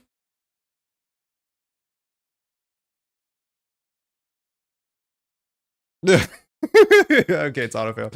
So we fail Prove Your Worth for the first time this campaign, which is pretty impressive. And then we have to do the text. So we have to discard 3 cards. So we'll get rid of Thieves Kit, Thieves Kit. I think Easy Street. I think Easy Street. Like maybe we don't need another Sudden Fall or the Sudden Fall because there is technically only one other big enemy in the deck. But the 1903 Hammerless Polished Cane, maybe that's good enough. The thing is like Lockpicks only gets 1 clue a turn. That's still really good. And it means we succeed by 2 and draw a card. But I think it's Thieves Kit, Easy Street. Because now we don't longer care about failing anymore. Like we can fail all we want. Okay, it's back to us. So things that we have to deal with. Honestly, I don't know. We're meant to be like ripping through the deck and finding glyphs and stuff, but like, okay. I think we want to just deal with the Observer, Starspawn Observer, because it has victory and it's right here, and that seems good. So we can engage it. We can hit it with the Polished Cane for 1 damage, and then we can do that a couple more times. It has 4 attack, which actually makes it harder to fight than the Colossal Tyrant, as much as it has less than half health. So we probably have to get the 1903 down, which is a resource issue at this point. 5 Shroud's bad. We can always just like duck over to the Loomis Archives on the other side. That might be fine, and we can just go there and get the clue. We're only 3 to 2 on clues, so we have to like get money. We just need money, and we have 4 econ cards in our deck, as much as we also have 3 weaknesses in our deck, so it's almost the same outcome or same likeliness on both sides. We could cane the Stowaway Drone. I mean, that seems like a good turn to do that. So you just do engage, you knock it with the cane. So we're doing 6 to 2. So we're likely to fire Andre's text, and this thing will be a problem later. And I do think the bag gets worse if you leave a Stowaway around, because then the 3 -2s become 3 -4s, and I think we don't want to do that. So I think that's fine. We'll engage it. It's aloof. It's on us. We'll use the Polished Cane, so we're just attacking. We're 6 to 2. No big reason to boost here. We want to succeed by 2. It might not be guaranteed. Auto fail, not guaranteed. So we fail. It doesn't have any text on it, so that's okay. We still have 1 more action, and there's a chance we can have 2 more actions here if we're lucky. Poof. Yeah. So I guess we have to hit with the cane again, huh? 6 to 2. If we fail, it's just a really bad turn. Technically, it hits us, but it hits our barrier node, so who cares? I pulled the autofail twice in a row, I think. Skull, that's 0. That's really good. So we get our action back. So Skull cares about glyphs. We don't care about glyphs. The Stowaway Drone, we will exhaust our Polished Cane to evade it and deal 1 damage to it. Or sorry, just deal 1 damage to it. There's no reason to evade it. So it's knocked out. We succeed by 2. So we'll do Cigarettes to draw a card. We get right under their noses, which I don't think we're allowed to play here. After you successfully evade an enemy. Wait, what about if we did exhaust the Polished Cane? Wait, what? This says, if this attack succeeds by 2 or more against a non-elite enemy, you may exhaust Polished Cane to automatically evade the enemy. Can you evade an enemy right before it dies? Because if this attack succeeds by 2 or more, it technically happens before the damage, right? Because that happens before the success event, like the fight. So technically we could play this. I think we had to commit to exhausting this, but I guess Lucky Cigarette Case might happen first. Oh, you're right. Automatic is not successful. Yeah, okay. That's the issue, not the timing. We totally did remember that. So this says you may automatically evade the enemy. That's unfortunate. Anytime that something says automatically do something, technically you do that, but you haven't successfully done something.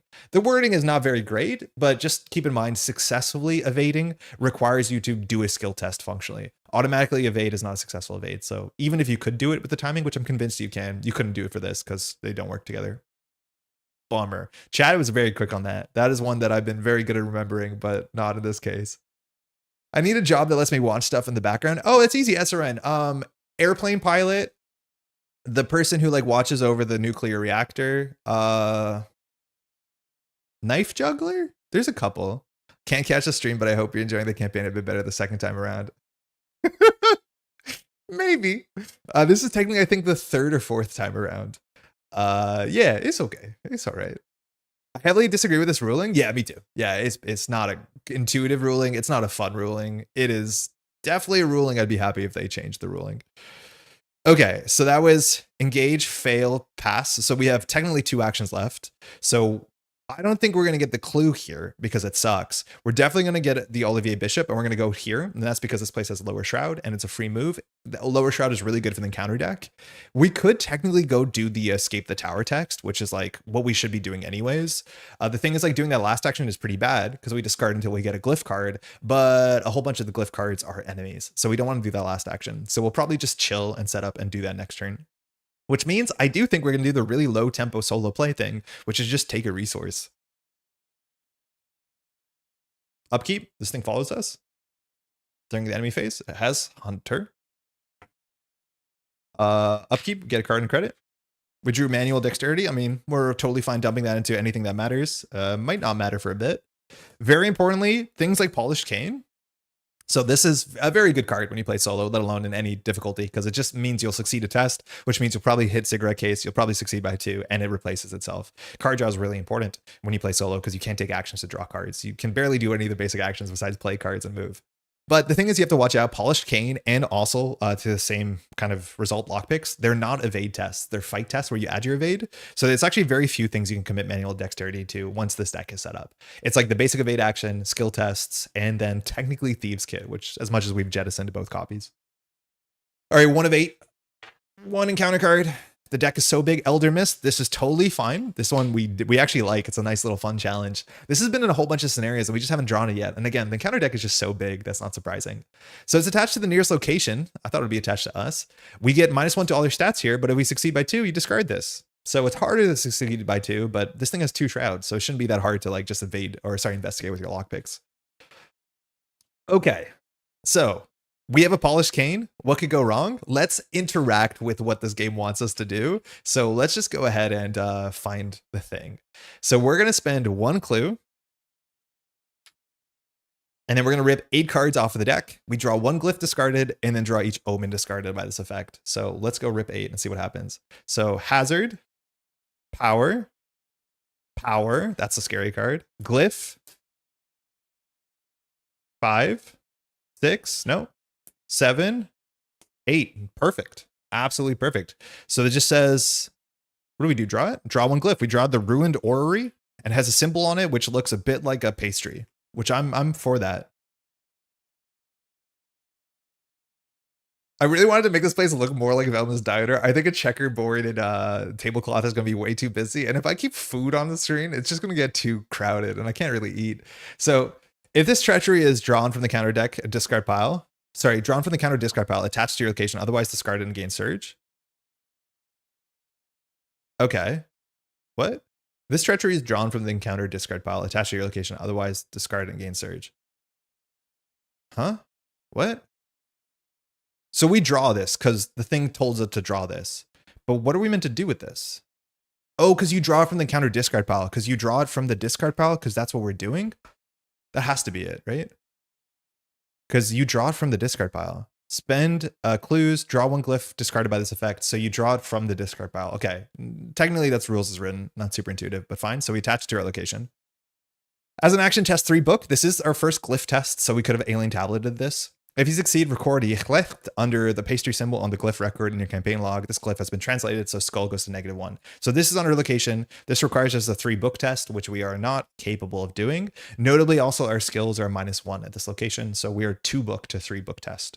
So the only way we can get through this is by getting the thing that we've discarded, the what's it called, Easy Street, or getting our money up with Well Connected. So not good. We're struggling on money. Like, in theory, we should just put lockpicks down here and succeed with lockpicks so we can draw a card and break the Elder Mist. I think that's what we're going to do. So the problem is then we don't play the hammerless for a bit, but I think that's okay. I think you need 20s music with occasional sound of someone dropping dishes to make it feel like a diner. I think it's really easy to get like a diner. Okay, not easy, but I think it's possible to get like a diner background noise. I just usually on my streams, I want to keep the background noise and music minimal. Because if you're watching this, you can always add your own background music. I know some people like to do it. I also am aware that I talk so much that there's usually not time to just listen to the music. There's usually very little dead air. But yeah, technically, I do think adding some like ambiance is maybe worth something. I think I'd actually rather add ambiance that's associated to this location. It's something I want to do at some point is like get a better light here that I can control the light so I can like put light in the room or on my face.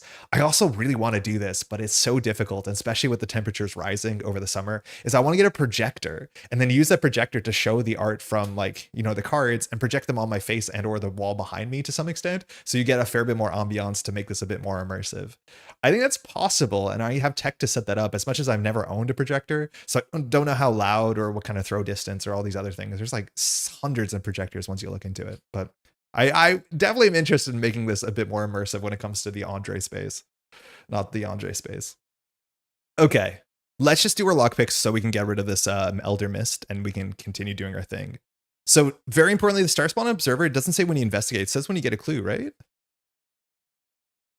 Well, oh, when you reveal while investigating. So technically we are investigating. It will immediately attack us, which is fine. Ambitious streaming ideas. I wanted to do it for a while, even in Netrunner, is like get that sort of code projection on my face. But like making fun streaming stuff is the most fun. Now, the other option here we can do is like play the gun and deal with the Star Spawn Observer, which is guaranteed victory. That also could be pretty good. Maybe change the lighting color to feel like a diner or something like that.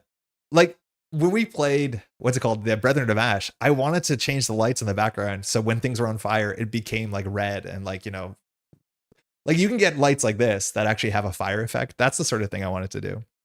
The diner stuff, maybe that's how we started the stream, but eventually it should get like interesting. Okay, so we have two options here. We're gated by money. Again, we have 4 economy cards in our deck. We haven't drawn them yet. But either we can commit to playing our lockpicks to be able to just investigate here, and we can just move the thing up at the same time while getting rid of Elder Mist and succeeding by 2, which is good.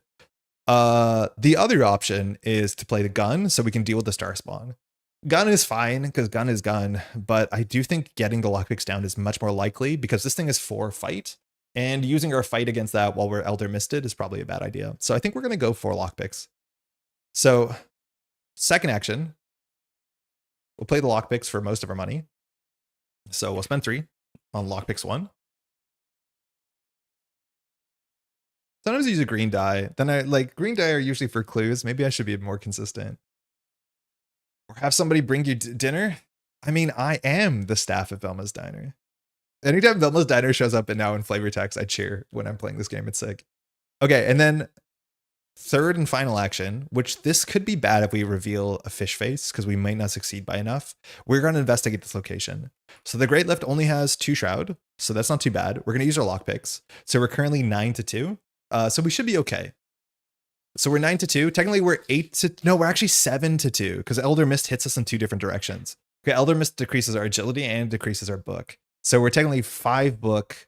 2 book 5 evade, so we're 7-2. So if we pull the -4, we're 3-2, which means technically we pull the fish face here, it's not great because we have to end our turn. I'm not boosting into that, I don't think. Okay, that's good. -2. So 5-2, we succeed by 2. So a whole bunch of things happen. Firstly, we succeed, so we can get rid of this Elder Mist. So all our stats go up. Elder Mist says after investigator succeeds by 2 or more on a test, which like that's a really good Andre challenge to do. So we get rid of that. We technically have investigated successfully. If we succeeded by 2, we can do cigarettes. We have an action back. We got to right under our noses again. So we have 1 more action, and we can now do the lift thing, which I think we will because there's no reason to be on this floor anymore because this doesn't matter. This doesn't really matter. I think we just move the thing up. So the Great Lift says that we can, after we investigate, we can move this up 1. We're not going to spend a clue, and we can use all of A this turn as well, which is nice. However, we have to remember the text on the agenda, which is not super impactful for a bunch of different reasons. We now have to do a 6-2 here, and if we fail, we take a damage. It doesn't matter. If we fail, we put it on our node. 0, we pass. Cool. It'd be fun if that's how we got our succeed by 2. I didn't plan around that. Okay, so now if we want to do this ruined orrery text, it is just 3-3, which is not perfect. There's still a bunch of zeros in the bag, and if we fail, there's no downside. So we could pop in there. Again, we did 1, 2, 3. We have 1 more, and we still have all of A. The other option is use Olivier, and I think we probably should just use Olivier here while we hoard book cards, because then if there's an enemy in those locations, we can evade it with an action left. So we'll use Olivier while we can. Hey, chat, are we going left or right? I know there's a chat delay, so I need to ask these sooner, but we're going to move left or right. You can choose. I'm going to blow my nose, I guess.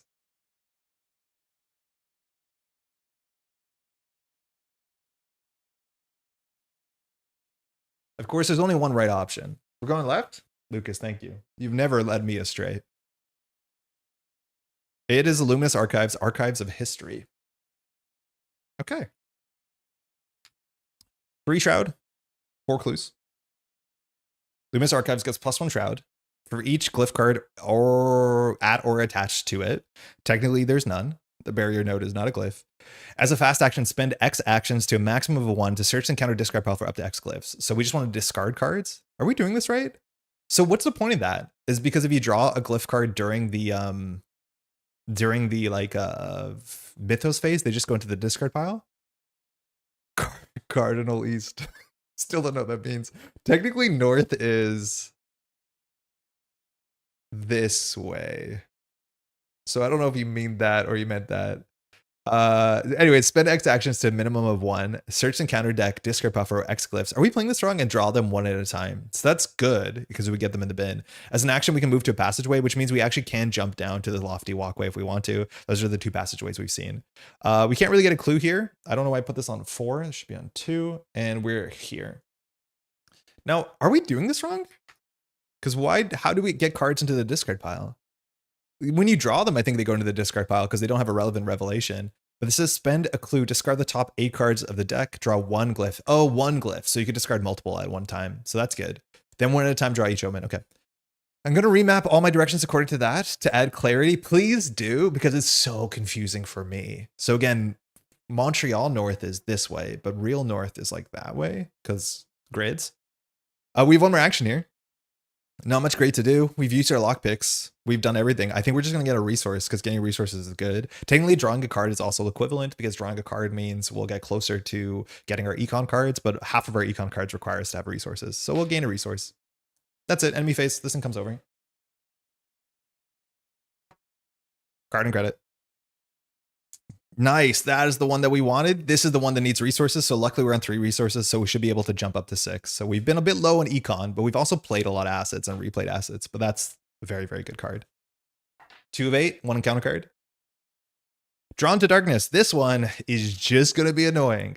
I don't know. This is like reminiscent of this is like a still that's used in a meme. It's from a horror thing, I think. So put it into play in your threat area, limit 1. Your hand size is reduced by 3, so we only have 5 cards. And when your turn ends, if there are no cards in hand, discard this. That's really fun. That's a really fun thing to play around. Some investigators have that easier than others. With George Barnaby, this was a ton of fun to deal with. But for us, we're just gonna have 5 cards in hand, so we're just kind of incentivized to dump cards from our hand. Yeah, sometimes you do have to click for a credit. It's not the worst thing, but like you can't get resources any other way, really, guaranteed. So sometimes guaranteed resources is good. Okay, so things we can do. 3 Shroud. We definitely want to dump our hand, so we're going to play Watch This. The cool thing with Watch This is that it can add to an evade test, and so never mind. We can't watch this off the lockpicks. It's a book test. So we could always just start hitting this thing with the cane.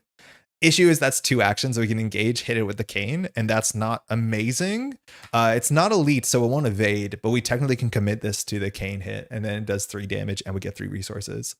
We always can investigate this, and if we pull the fish face, it jumps on us and it hits us. I mean, that's totally acceptable, and that actually saves us an action, and then we can polished cane it and then evade it. Like, we actually want to pull the fish face here, because again, what is this thing called again? I keep covering the title. Starspawn Observer.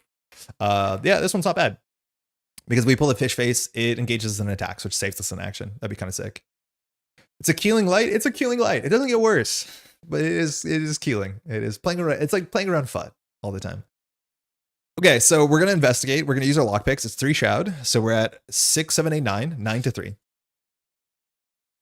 This is a book test, so we can't really commit anything reasonable here. Our hands are full. We always can just leave, but we're not going to do that. Wait, why are we getting a clue here? Shouldn't we just like discard until we get a thing? Notably too, if we go back here, we can boost 5 to 3, which is not good enough. But in theory, like we can't have extra cards in hand. So doing this test with our extra cards in hand seemed good. Right under their noses has not been like that great. And it doesn't look like clues are that important. We need to translate 3 glyphs and get 4 clues to go back down to the ancient altar, which we're actually within the ballpark of considering to do. Like we could consider doing that. We just have got no glyphs. That's the limiting factor. But honestly, not that bad. But I definitely want to get another card to boost into this Ruined Orrery. We're really lucky we got that on the Great Lift, which I'm pretty sure we can do that there, because that means we always should have access to it. If it gets stuck in one of these locations, it's like do it now or don't do it because you're going to leave. So if we're doing lockpicks, we get a clue, which technically you need clues to move the elevator. We'll probably succeed by 2. We'll probably draw a card. That's probably a reason to do all this stuff. And if we get the fish face, it's tempo good. So we'll do 6, 7, 8, 9. Yeah, we'll just do 9 to 3. Give us the fish face. How's your work day, Eric? 8. So we succeed. Bummer. So we get a clue. We get an action. We draw a card. Mind you, we choose to draw a card, but we're usually going to draw a card. We got breaking and entering, which doesn't fix the aloof issue. I don't know if Rogue has a lot of aloof tech in this. I guess Parlay is kind of an aloof card you can play, or aloof tech you can play in chapter 2. But this is just a really good card. It gets a clue and it evades something at your location. Doesn't care about elite clause. Doesn't care about if it's engaged with you. Technically really good. Problem is, it's another book action, so we probably dump these 3 into this test and use well connected. So we probably now just need to find a way to commit watch this and succeed. Watch this, because we just need to have enough money that we can use well connected as well. That's well connected. Cooking along nicely. Weather beautiful here, and I'm sad to be indoors in such a life. Firstly, I'm such an indoor person that like I get it, but also I don't think I've gone outside in a couple days. That's not weird, right? It's really gross outside. It's like stormy and wet. So I'm assuming we're gonna get nicer stuff. It's like cold out. I wish it was a bit nicer because I want to start gardening. Okay. We have a whole turn left, but we need to figure out a way to use watch this. The only ways we can do it is with a polished cane, which is 2 actions because we have to do engage fight. We're going to be throwing out a bunch of cards, so we might as well Olivia Bishop and use them on the Ruined Orrery. But the best case would be to get a well connected to fire, which is have 1 more resource because this cares by 4. That would put us at 7 to 3, which is like the good spot to be in, because there's again 3 -4s. So we could just take a resource. Honestly, that might be fine. We might be in take a resource camp because then we can also check out the other uncrumbling archives. I think we'll do it. So we'll do Olivia Bishop over here. Yeet. We'll take a resource because it's kind of like drawing a card, I guess, but we're guaranteed. So that's fine. We'll be on 4. And then we're going to do the test on the Ruined Orrery. So Ruined Orrery, we have to test 3 book. We have 3 book ourselves. So we're going to go ahead and commit well connected or use well connected. So we're now at 4 because we have 4 resources. We're going to commit a book icon 5, a book icon 6, a book icon 7, which helps us with our hand size problem. We cannot commit watch this because it's not for nerd stuff. But we'll do 7 to 3.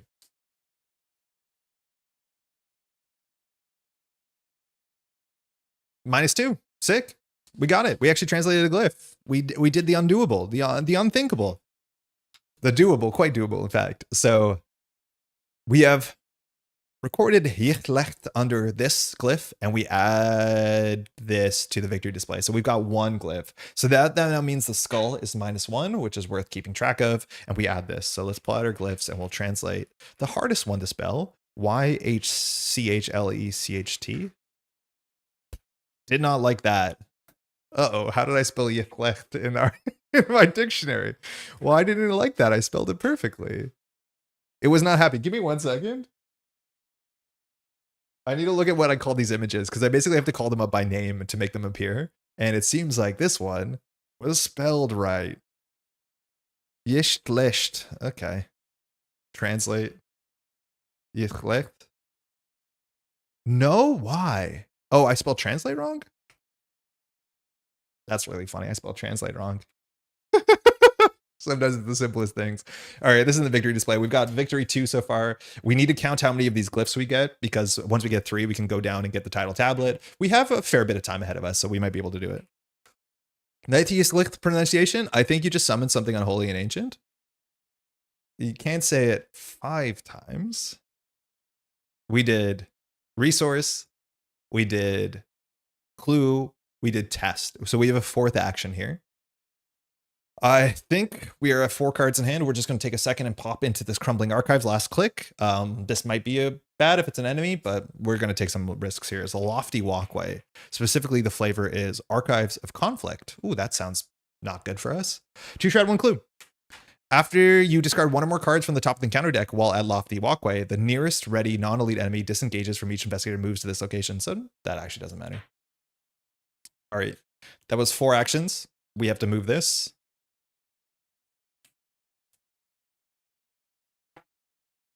Card and credit. Oh, sorry, I did that behind that thing. Yeah, you see where it is. Card and credit. We're at 5 hand size. That's good. We get another Mandex, which we should be doing something cool with. We're now at 5 resources. Hopefully we'll be on 9 resources in a second, which means well connected will actually do something.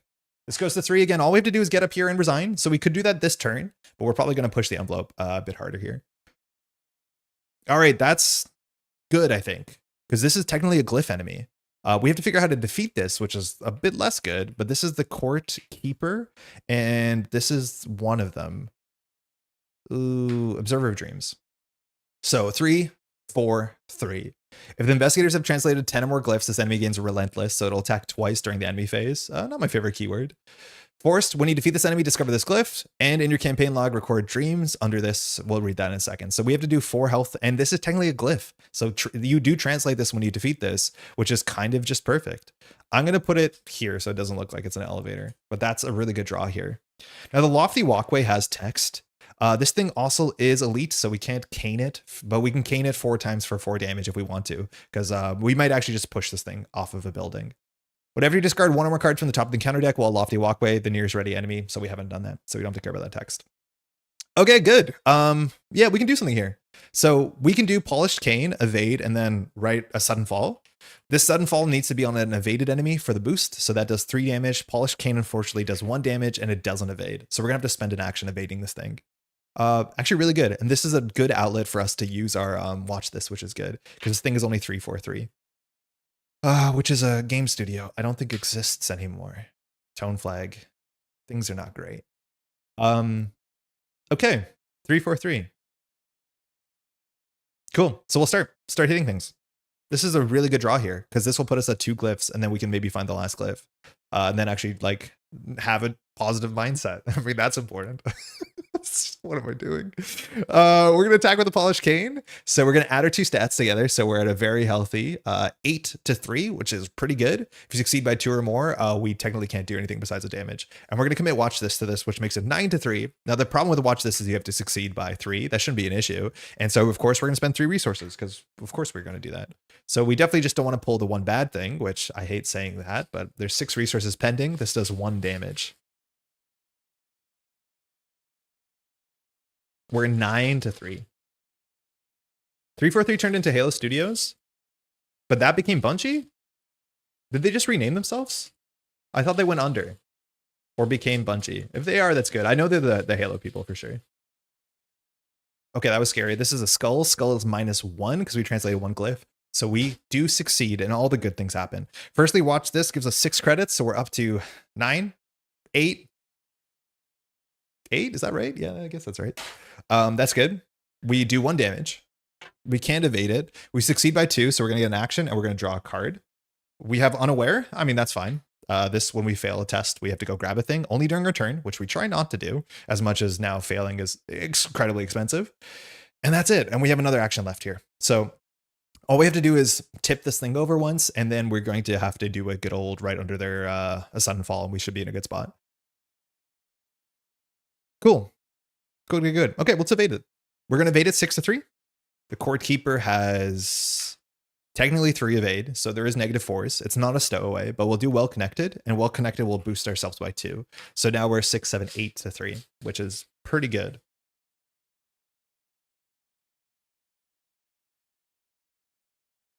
This is -2. It's -4 if there's a stowaway. We've only seen 1 stowaway. We've dealt with it. That's the left versus right difference. But adding 3 stowaways in a deck of the size doesn't seem like it's going to be a huge impact. But we do evade this thing. So it's at our location. It's not aloof, so we can still attack it. And so for our 3rd of 4 action, we're going to do a Sudden Fall. So we'll spend 2 for this. It says fight Agility, add your fight to your agility. So we're adding 6 plus 2. So we're 8 to 3. And if you succeed, do 3 damage.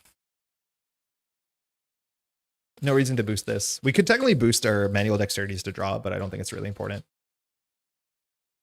Skulls -1, we defeat it. Fantastic. So it's defeated, which means we can go back to the translation board. So it says, when you defeat this enemy, discover this glyph. And this actually is an important glyph because of their barrier node, but I think we can't translate the barrier node because we kind of messed that up. So we defeat this enemy, add it to the victory display, and we translate dreams. Cool. Translate dreams. All right, we got there. So far, 2 glyphs. Oops. So we'll put 2 here. Oh, it's behind the thing. Hold on. My pedal is like making a sound, and I can't tell if that's the hinge. Sorry, I just tested it there, or it actually is making an actual beep. Okay, so that was evade, fight, evade. So we have 1 more action. Getting rid of unaware is not really possible. We probably should just get a clue here with lockpicks while we can. Next turn, we're going to spend the clues to go look for the 3rd glyph. And perfectly with the 3rd glyph, we can pop into the elevator. We can go down here. Then we can move into the ancient altar, which we'll have enough clues for. And then we actually might be able to do like the cool ending. Again, to get into the ancient altar, we need to have, 4 clues, which we will have that after we move this thing. And then we also need to have a whole bunch of glyphs. So we have 2 translated. We need 3. So let's just go ahead and use our lockpicks here. This thing only is 2 shroud, so it's overkill, but we might as well. So we're currently at 9 to 2.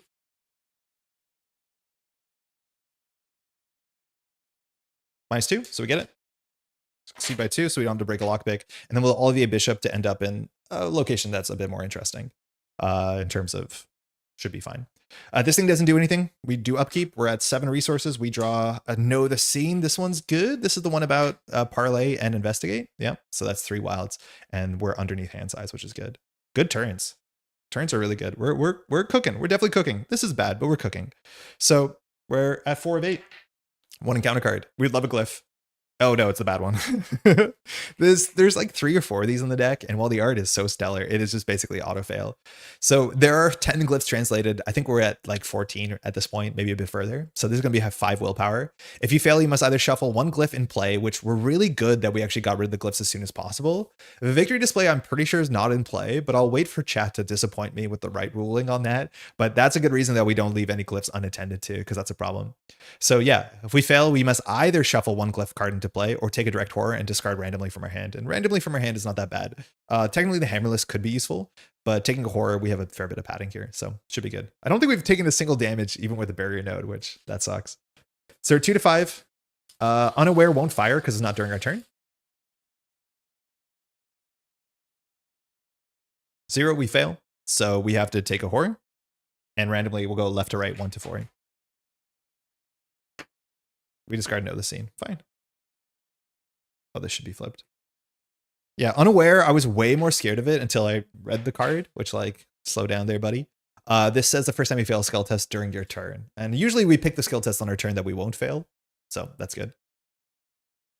Okay, so we can move this thing down too, but the problem is we need to first find a glyph. To find a glyph, we have to spend a clue. So we are going to need more clues. That is one of the things, because we need 4 clues for here. We need 1 clue to move this thing down. It just saves us an action, so it might not be right. And then we're going to need more clues to move this up. So clue maxing is important. So I think we might as well just spend a clue here and discard the top 8 cards, draw an omen, which we already saw 1, and then draw 1 glyph discarded this way. That's fine. Notably, also the Luminous Archives has good text. I don't want to rush there, I don't think. This is the Archives of History. But the Luminous Archives has text where we can go grab things from the discard pile, which if we discard 2 glyphs, we might just only get 1. Yeah. Okay. So we're going to spend a clue. First action, we're going to discard 8 cards. We're looking for omens and or glyphs. Mostly, hopefully, glyphs. So we get Stowaway Drone. Glyph. We can only get 1 of them. So 1, 2. 3, okay, the Infected Star Spawn, the other Star Spawn is gone. 4, 5, 6, that's an omen, so we're gonna have to do the bad thing. 7, 8, so 1 of each. Okay, so it could be worse. At least we found a glyph. That's the best case. We're not wasting clues. Oh, I gave ourselves a clue. Hold on, I meant to spend a clue. Hit the right buttons, don't get flustered. Act. So just to check the text. This says that we have to draw one glyph, then draw the omen. Okay, so we have the glyph first. This is the Ancient Vault. Oh, there's so many of these. And I think I was missing one last time, so I'm worried that I'm going to be missing more. But it looks like we're okay. So Revelation, this treachery is drawn from the counter discard pile, which it was attached to your location. So it's good to put this on this location. It's test 3 physical, 3 combat. If you succeed, record Cthulhu under this pretty striking glyph. So that's good. So this one's going to be tricky to do because it's our lowest stat. We're going to have to use well connected and hope. I mean, hope is a good strat. And then we draw the second or third cosmic omen for us. I whiff to escape the towers. What, Eric? So it's 5 willpower. We're going to fail this. We're going to take a horror and randomly discard a card. Fine. So we're 2 to 5. No shot that we get through this. -1, we fail. So we'll take a horror, which we are getting a bit hurt. And we'll randomly discard a card. 1, 2 is left. 5, 6 is right. We get rid of our gun. So we're a bit less well protected, but we did just see that we threw out a whole bunch of enemies. Okay, this Ancient Vault, we're currently 2. If we get one more resource, we can make ourselves 4 to 3, which is not great, especially because the skulls are now -2. But like our deck just does not have a lot of skulls. And if we whiff tests, which we did, we have to fire unaware here actually. So the first time you fail a skull test during your turn, draw the top card in the counter deck. It's not an enemy, it's infected. I want to see what this text does because we might have to deal with it because I know it cares about allies as well. So put it into your play area. This is the other card in the stowaway encounter set. After you end your turn at a location with another investigator or a stowaway enemy. Oh, that doesn't matter. I don't think there are any more stowaway enemies and there's no other investigators. Place 1 doom on infected. Test 3 willpower. If you fail, take a damage. If you succeed, discard this. We're just going to leave this on us. It shouldn't matter. So that was not that bad. You reveal 8 cards. Oh, it's a deep dive joke. Okay, I got it. Escape the towers. I don't know how you got there. I should have understood it a bit better. Bungie broke off to make Destiny 3 for 3 take over Halo. Looks like they turned to Halo Studios and working on Combat Evolved Remake. Oh yeah, that's later this year. I think it's coming out on PlayStation, which for a 13-year-old boy, that'd been a weird sentence. Okay, so look at our beautiful, beautiful hand. Our deck still has 2 weaknesses. One of them adds a doom. We have to clear that for 2 actions, so that's not great. The other one, what's the other one do? The other one is if you fail, take a horror, shuffle this in your deck, which we're probably going to be an okay spot for that. Again, this Ancient Vault, we have to do a 3 fight test, which we're not well equipped to do. Cards in our deck that can help us here. Easy Street is one of them. That would be really good. That has a whole bunch of wilds on it at this point. It has 3 wilds. That's nice. We have 1 more in the deck. We have Well Connected, which could use money. Our deck has 3 money cards. 1, 2, 3, 4, 5, 6, 7, 8, 9, 10, 11, 12, 13. So there's 4 cards out of 13 that will directly help us with this test. So drawing is good. We're also now at a point where we have to make a really serious decision of which way we go, or if we should get some clues. We want to use Olivier this turn for sure. We can move Olivier down 1 by doing an investigate test. That should likely give us a succeed by 2 and a card draw, which is good. So that's a free action. We can Olivier out to the Luminous Archives. And then there we could probably actually save the lockpicks for there and get 2 clues. Then we can Olivier back, bring it down. The thing is, like, we'd rather not do all of that and just spend 2 clues coming down. But the issue is, firstly, Cosmic Omen, we can always take a horror and discard a card. But we want to make sure that we have 5 clues. And then it's going to take us 3 actions to move this thing back up. So a 6th clue would actually be pretty good, because that will save us an action. Like a clue for an action is like this is what we're talking about, right? So the agenda says, oh no, it's the lift that says. So this is the Great Lift. The Great Lift says that we can spend a clue when we move it, and it basically saves you an action. Now it is an investigate action. We're not great at doing 2 investigate actions a turn, but here spending a clue saves us 1 action because it saves us 1 test. That's not huge, especially because this clue over here in the Luminous Archives will cost us more than an action to get. So it might not make sense. So it might make more sense just to like send us straight to the bottom, and then down here at the bottom, we can work on the Ancient Vault and just like brute force it by doing enough tests. And then once we get the Brute Vault, we'll have enough clues to enter the Ancient Altar. Like we could get this thing, but if we get that thing, it doesn't do that much for us, right? So I think here we just investigate and move ourselves down 1. Even if we don't succeed by 2 on the Great Lift itself, we'll probably succeed by 2 when it moves. We have to take 2 damage. I think we're going to go for the Shards of Yithleth, the thing that's in the Ancient Altar. I think it's worth going for. The other thing we can worry about is like dealing with the Star Spawn, but now that we lost our gun, it's going to be a lot of actions to get 1 victory. Probably not worth it. So let's do it. Let's investigate our location. We're just going to do 3 to 0, or sorry, 3 to 2. It's not 0. Why did I think it was 0? I think I messed this up. I said it was 0, but that's so many clues. It's 3 to 2 shroud. So I might have taken one more test than I should have. So no matter what, we can do the lockpicks on this first one, and we'll make it 5, 6, 7, 8, 9 to 0. It's going to move down no matter what. We're not going to spend another clue, I don't think. So we're 9 to 2. Plus 1, so we obviously succeed by 2. So we'll first lucky cigarette case, get an action back. Prestidigitation. It doesn't have the icons we need. Have we spent an action so far this turn? It was to spawn the ancient vault, right? So we only have 2 more actions. This slides down 1. We have to do the test on the agenda, which says we have to do 2 agility tests for 1 damage. We don't care if we fail. 6 to 2. Fish face is -2, so we don't fail. Okay, so we've done most of our successful stuff. The fact that we use our lockpicks means popping out here is not very good. So we could probably just use well connected and gain a resource. So we could use gain a resource, try and well connect to the ancient vault while we can. I think using the well connected is good here. The other options use all of the bishop to pop into here. But again, gaining the clue is going to cost us actions, and it only saves us an action. So let's try not to do that. I don't think there's anything that makes you lose clues from what we've seen. So I'm going to gain a resource, which is not a great action, but there's not much else we can do. And then last action, we're going to use well connected to give ourselves +2 because we have 8 resources. And we're just going to do the test on the ancient vault. This is the, sorry, there's so many cards that start with ancient. So we're going to do only 4 to 3 and no ability to boost. But we could get lucky. There's nothing that punishes you for failing now that our prove your worth and our unaware is accounted for. So 4 to 3, 0. Nailed it. Skull is now -3. We've currently translated 3 glyphs, which means we can go to the ancient altar and actually do the cool thing we wanted to do. So this says at this card of the victory display, we have translated Cthulhu. Heck yeah. Oh, I never know how to spell Cthulhu, but we did nail it. Yichleth and Cthulhu together. That's like the spelling bee out of this whole scenario. And we'll pass. Upkeep. We did good. We could use Olivier here. We don't have a reason to. Hand size is good. We'll get a resource and a card. Okay, we drew our next weakness. So if we ever fail a test, we have to take a horror and shovel this back in. And horror is the one thing that's kind of creeping up on us because we're pretty good against damage. So all eyes are on you. After you fail a skill test, shovel this into your deck, take a horror, which sucks because our deck is really thin. So it'll fire a fair bit. Goes to 5, encounter card. Oh, so that's another ancient vault. This actually is a symbol that we care about because it's unnecessary for barrier node. But when you draw this, it actually doesn't do anything. Because this does not attach to your location. If this treachery is drawn from the counter discard pile, attach to your location. Otherwise, discard it and gain surge. Yeah. All right, Winged Keeper. So this thing is going to hit us. It has pretty weird text. So spawn at the highest level with no investigators. So that will be at the top.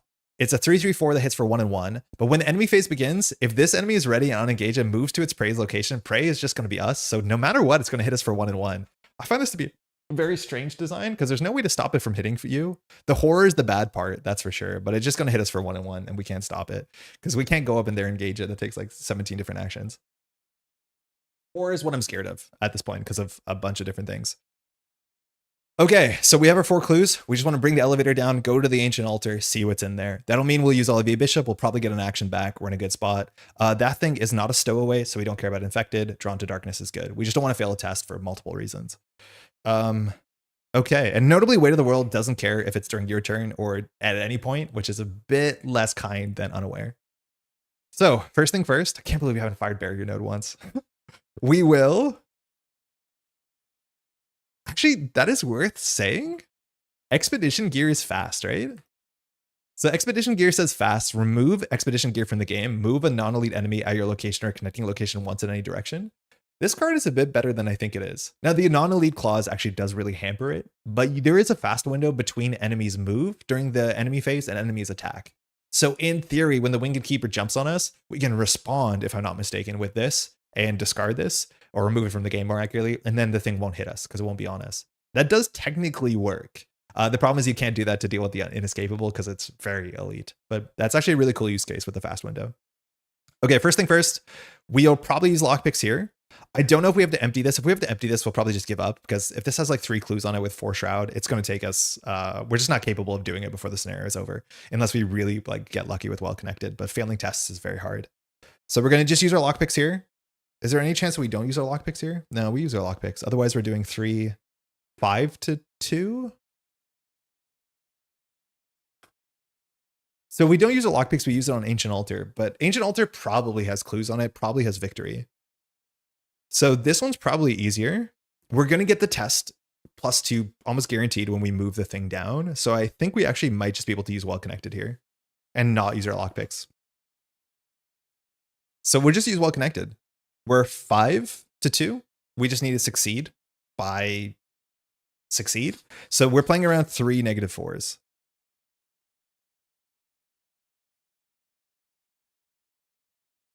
That's a bit risky.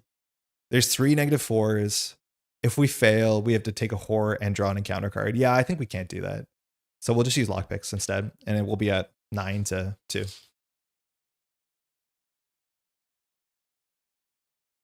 -1, good. So we'll choose to draw a card. Out the door, that's more money. That's good. Money is really good at this point in the game because obviously money's always good, let alone we can use that to force tests. We'll move this thing down, and then we have to do the two ability test to not take a damage. So we're 6-2. No reason to boost this. We could boost out the door, but we're going to boost it on a test that actually matters because it has a wild. Fish faces -4. We succeed. All right, we'll use Olivier. We'll pop out. And then we'll use our 2nd of 4 actions to finally enter the Ancient Altar, which younger Andre was so pessimistic, but we've gotten here. We'll spend 4 clues. Clue -4, and we reveal this. Okay, it does have victory, and it does have a lot of clues on it. So it's going to take us 2 turns. So maybe we should have used our lockpicks. It's going to be close. It's going to be hard to get out. So the art on the back is very different. Ancient Altar. So it comes in. 4 shroud, 2 clues. Test willpower or intellect 5. We're not very good at that. The test gets -1 difficulty for every 5 glyphs investigators have translated to a maximum of -4. We're good at that. That's harder if you do this sooner in the campaign. If you succeed, take control of the set aside shard you collect. So my guess is we just do that and we get out of here because I do not think we have time to do the victory on this, specifically in the circumstance where we've already used our lockpicks this turn. So how many have we translated? Man, if I realized that, we probably should have put a little number in the top left that counts how many we've translated. I think I'm capable of doing that.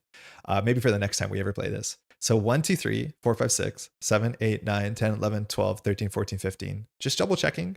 It's 6, 7, 8, 9, 10, 11, 12, 13, 14, 15. That's perfect. So this gets -3 difficulty, right?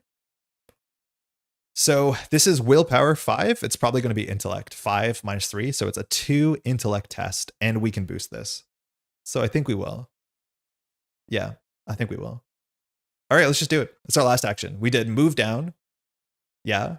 Fast move, single move. No, we have 2 more actions, right? Because we moved down, get an action. So we have 3 more. We did real move. Yeah, we have 2 more. So we can move back to the East Antechamber, which has lower shroud, which helps for the Mythos phase. Okay, so we're going to do the intellect test. We are 3 intellect, which is not bad. So we're 3-2. Again, 2. So we're up 1. We're going to commit out the door first. This is the upgrade out the door. So it gives us, man, finding this card's so hard for some reason. Not you, but the other one. So this gives us 4 resources. And then while we have 4 resources, which we could lose, we're now going to use well connected and tap this, which now we have +1 for every 4. So that's +3. So we're at 3, 4, 5, 6, 7. We're 7-2, which is exactly where we want this to be. Andy, back at Arkham Horror. Cheers and good morning. I'm Fried from COH. How was it? I heard from a bunch of people who are on the way back. It looks like obviously everyone had a good time, which is not surprising. Hopefully it was great. You were like, I guess this is like doxing to some extent. So like, don't answer this if you don't want to, but you're relatively close, right? I mean, that's so awesome. That's kind of like in your backyard. To some extent, the backyard. America's really big is what I'm trying to say. All right, 7-2.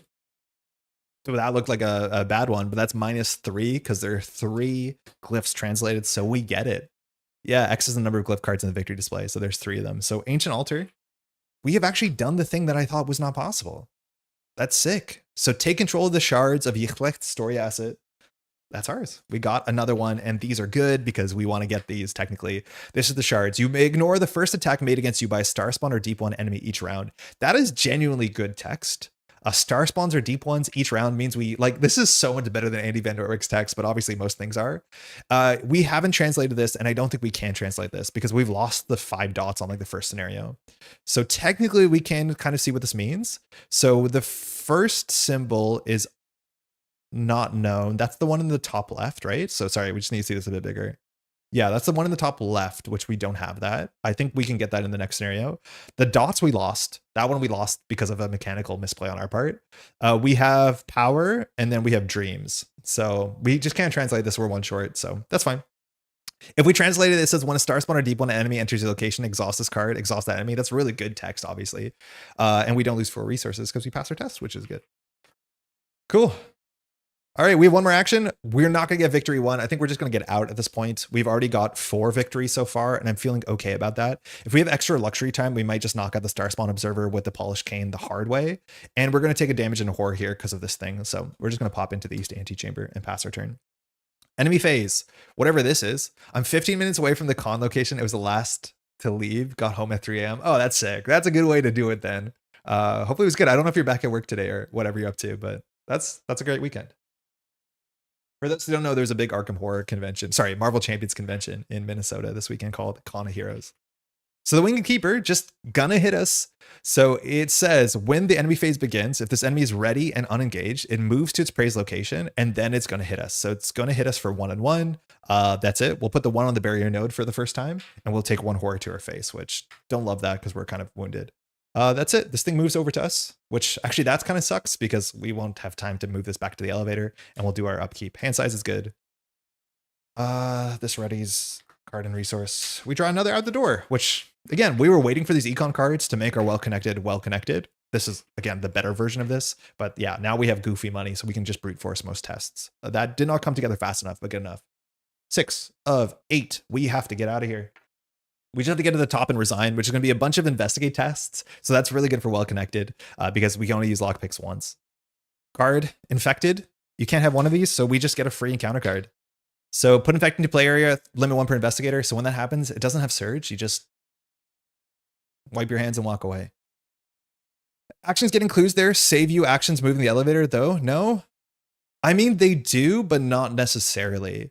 Like, you're not wrong, but the action on the Ancient Altar means that we spend an action to get a clue, which on that turn we didn't have our lockpicks. We could fail as much as there's victory.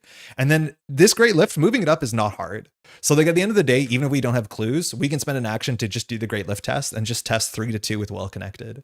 So you're not wrong, but it's probably not necessary. But technically, yeah, every action we take, get a clue, is just an action we don't move the Great Lift. So it's similar. It's just not super necessary. Okay, so the Winged Keeper might hit us one more time here, because if we evade it here and walk away, it won't hunt us this round, but it'll hunt us next round. I mean, that's acceptable. We can take one more hit.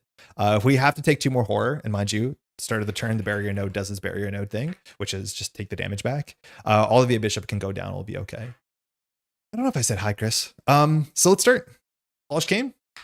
We're going to knock the Winged Keeper. So we're fighting using our agilities, which is 6, adding it to our combat, which is 2. So we're 8-3 out the Winged Keeper. We are technically fighting it, and then we can automatically evade it, so we don't have to worry about elite. But we're 8-3, which not much to do. Not much reason to do things. I'll just put this over here. I'm just worried it's going to be part of our hand. So I'll just put it on top of this because this doesn't matter. Is this a star spawn or deep one? No. So 8-3. Also, it's good to get to the slightly lower shroud because of some of the counter cards, but that's like a really minor thing. 8-3 out the door. We don't need to do here.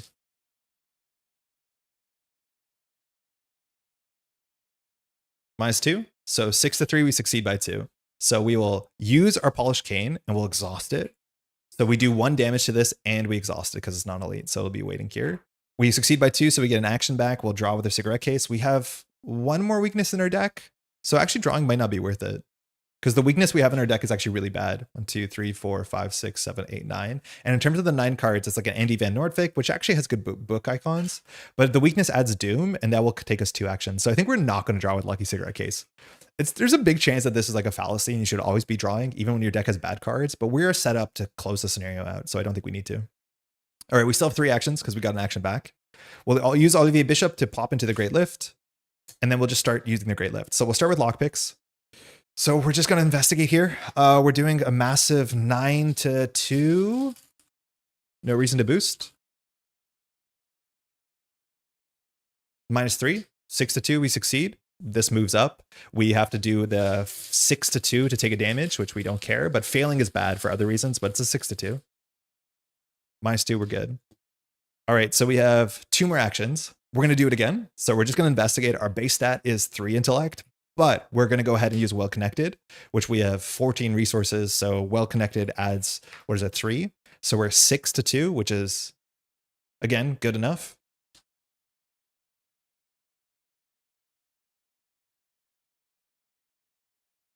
Zero. We slide up. We have to do the agility test one more time. So we're 6 to 2. 0. Last time, we'll do it one more time. So we're going to do a book test. We're going to commit out the door.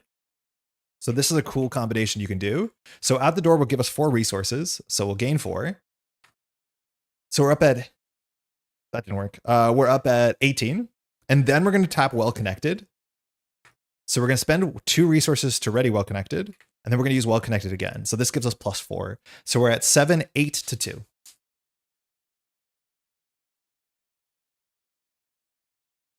-0. We move up. One more test here. 6 to 2 for the damage.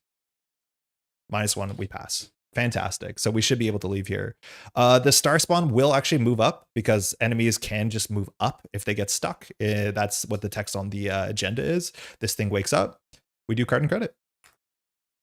1, 2, 1, 2, 1, 2. We have good hand size. We're on just in time, 7 of 8. And again, all we have to do is if we looked at the act here, and we have 1 encounter card, I'll just draw that so we don't forget. But all we have to do here is resign. And it's just an action. If you're at Twisting Catwalks, resign. I don't know if there's text that's going to stop us from doing that, but we're in a pretty good spot. Andy's only good for committing. Spectre, every time we've drawn Andy, it's just been to commit or to discard. And like, +2 book is not bad. It's just like, oh my God, Ruby Standish is so good. All right, we've drawn Tortured Visions. Now, we don't want to fail this, but luckily we can dump our money into this. Failing this gives us a horror. It's not going to be the end of the world, but test 3 willpower.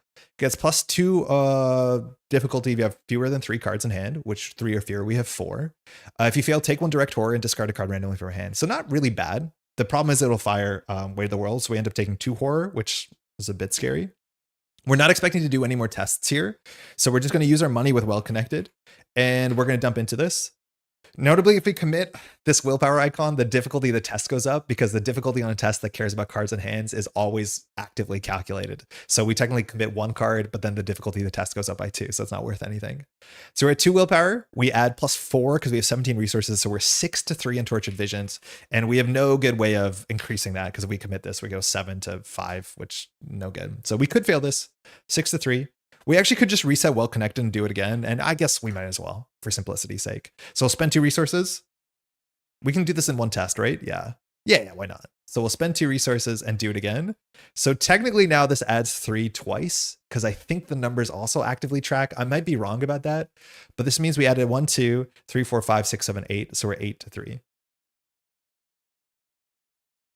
Yeah, I think you can do it in the same test. I don't see why not. -2, we succeed anyways. We can technically draw a card here because we succeeded by 2, but we have no reason to do it. We'll just use Olivier Bishop to fast travel into the Twisting Catwalks. We didn't read the text on this, I don't think, but this is where you start when you go the other way. The back says, the overcast sky can be seen through holes in the ceiling above, casting dim light and dark shadows on the interlacing stone catwalks that make up the highest floor of this side of the tower. All right, we are on, I think this side? Yeah, the Western Rise. 3 Shroud. 1 clue. Forced after enemy at Twisting Catwalk deals damage and a horror to you. Choose and discard a card from your hand. That's forced. So don't take damage here. Reaction, you can choose. After you defeat an enemy at this location, discard the top X cards of the encounter deck, where X is the enemy's printed health, to draw 1 glyph card discarded by this effect. That doesn't matter. Okay, so technically we have 3 more actions here. We could push our luck here. Again, it's always an action to resign. Maybe this was silly that we used well connected so aggressively. It probably was silly that we used well connected so aggressively on something that doesn't matter. But we have no clues. So what we could do is we could spend an action with our lockpicks to get the clue, which should get us a card or should get us an action back. Then we can discard from the top of the deck until there's a glyph card, and then we could deal with the glyph card. The thing is, I'm not sure how many glyph cards are left in the counter deck. I think there's at least 1 enemy, and we won't be able to do with the enemy in a single turn. But all we have to do is resign, and resigning just takes an action. And we technically have 3 more actions here and a chance of getting a 4th. I don't think there's any way we'll die. No, actually, there's a chance we can die. Because Because if we draw the omen, whatever it's called, that really scary omen, and we draw and we fail the test, cosmic omen, we have to take 3 horror because there's no glyph to shuffle back.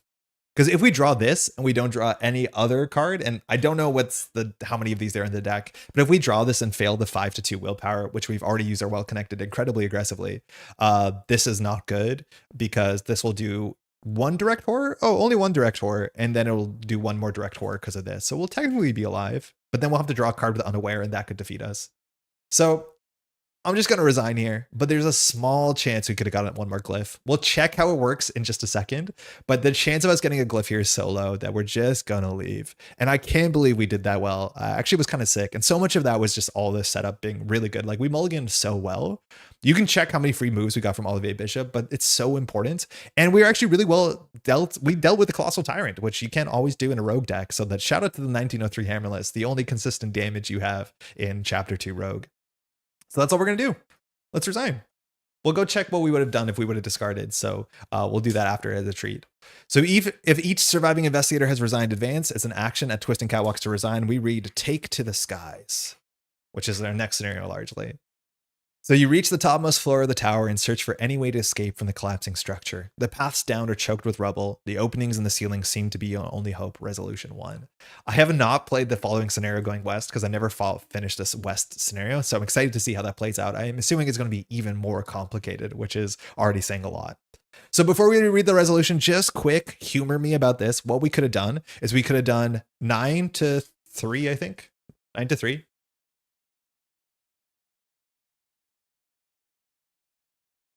-1. So we would get the clue. We have the clue. We would succeed by 2. Let's just draw a card for Lucky Cigarette Case because it's not likely a weakness. It is a weakness. That doesn't matter. The game's over. We won't read that text just to keep things simple. And then we get an action back. So we still have a whole turn. Then we would have spent a clue using the act text. So we would discard 8. We get no power. Sorry, power. Yeah, we got a glyph. So we might get another one, but that's the enemy we can't deal with. We got an omen. So the bad thing would have probably happened. 1, 2. Scheme. Another omen. Oh, we would have died. Because I'm pretty sure we would have died. Because I think this says draw all of them. Then one at a time draw each omen. This would have killed us. So I'm so glad we didn't do that. Sorry, I'm a bit zoomed in. But there was 2 cosmic omens. 1, 2, 3, 4, 5, 6, 7, 8. We wouldn't have given an actionable glyph. But each of these cosmic omens, when we fail it, we have to basically take horror. Because we're not going to pass this. We're 2-5. And then the first one that we fail, we have to take a direct horror and then Wade the World as a horror. And then the second one would have knocked out Olivier Bishop. So I guess we would have to knock out Olivier Bishop with Wade of the World. We would have survived, but it would have been terrible because this is not direct. This one would have knocked out Olivier. So glad we didn't do it. But we get a resolution. So let's check out what we got. That was actually kind of sick. I enjoyed that. That shouldn't be surprising. But that was the issues. And unless you inherently care about glyphs and relics, which technically is the story, it's just a lot of these scenarios, the story is getting objects. And that's not that exciting of a story. And if you've played this campaign and you know that you're already at the point where getting more glyphs and relics has no impact on the campaign in terms of mechanics, you don't have to engage in this stuff and you can just leave. And that's what's really weird about this part. Usually in scenarios, and maybe Hemlock Vale is a bit like this, but I'm a bit more forgiving for Hemlock Vale because it's more about unraveling a mystery, is that when you go on your day expeditions, it doesn't actually have story implications usually. It's about learning more about Hemlock, and you actually can collect pieces of information that help you for the main story. This is just get glyphs. And the glyphs don't matter unless you get all of them, or at least you get a handful. We've already got that. So yeah, it's weird. It's the story for this to care. You just have to inherently care, which, yeah, maybe that's not that high of a bar, but I think it's a bit weird.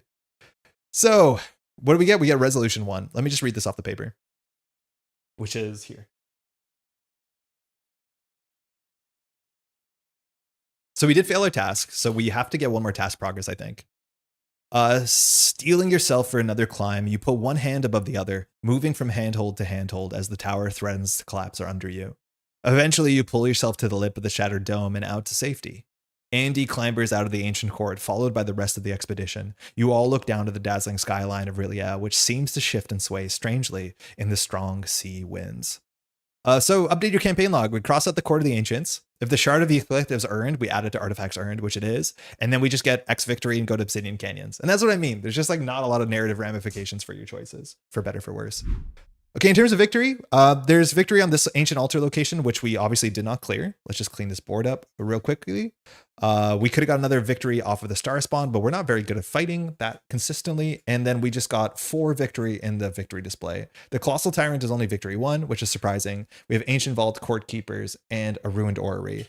There was one more glyph card in the deck, which was another. No, there was no more glyph cards in the deck after we did that fake discard.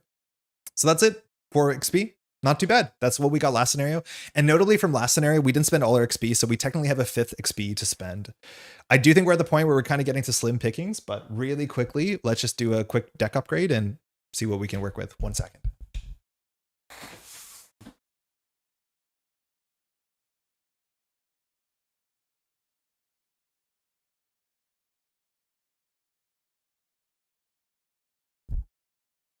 Alrighty. In running the risk of repeating ourselves for the X time by looking at these same 6 or 7 cards we have left, the cards that we'll include or not include, again, now also our deck is like pretty good. There's very few cards that I would consider removing from our deck. If you're watching this and you can think of like what is the worst card in our deck, I generally don't know what the worst card in our deck is at this point. All of them seem pretty good.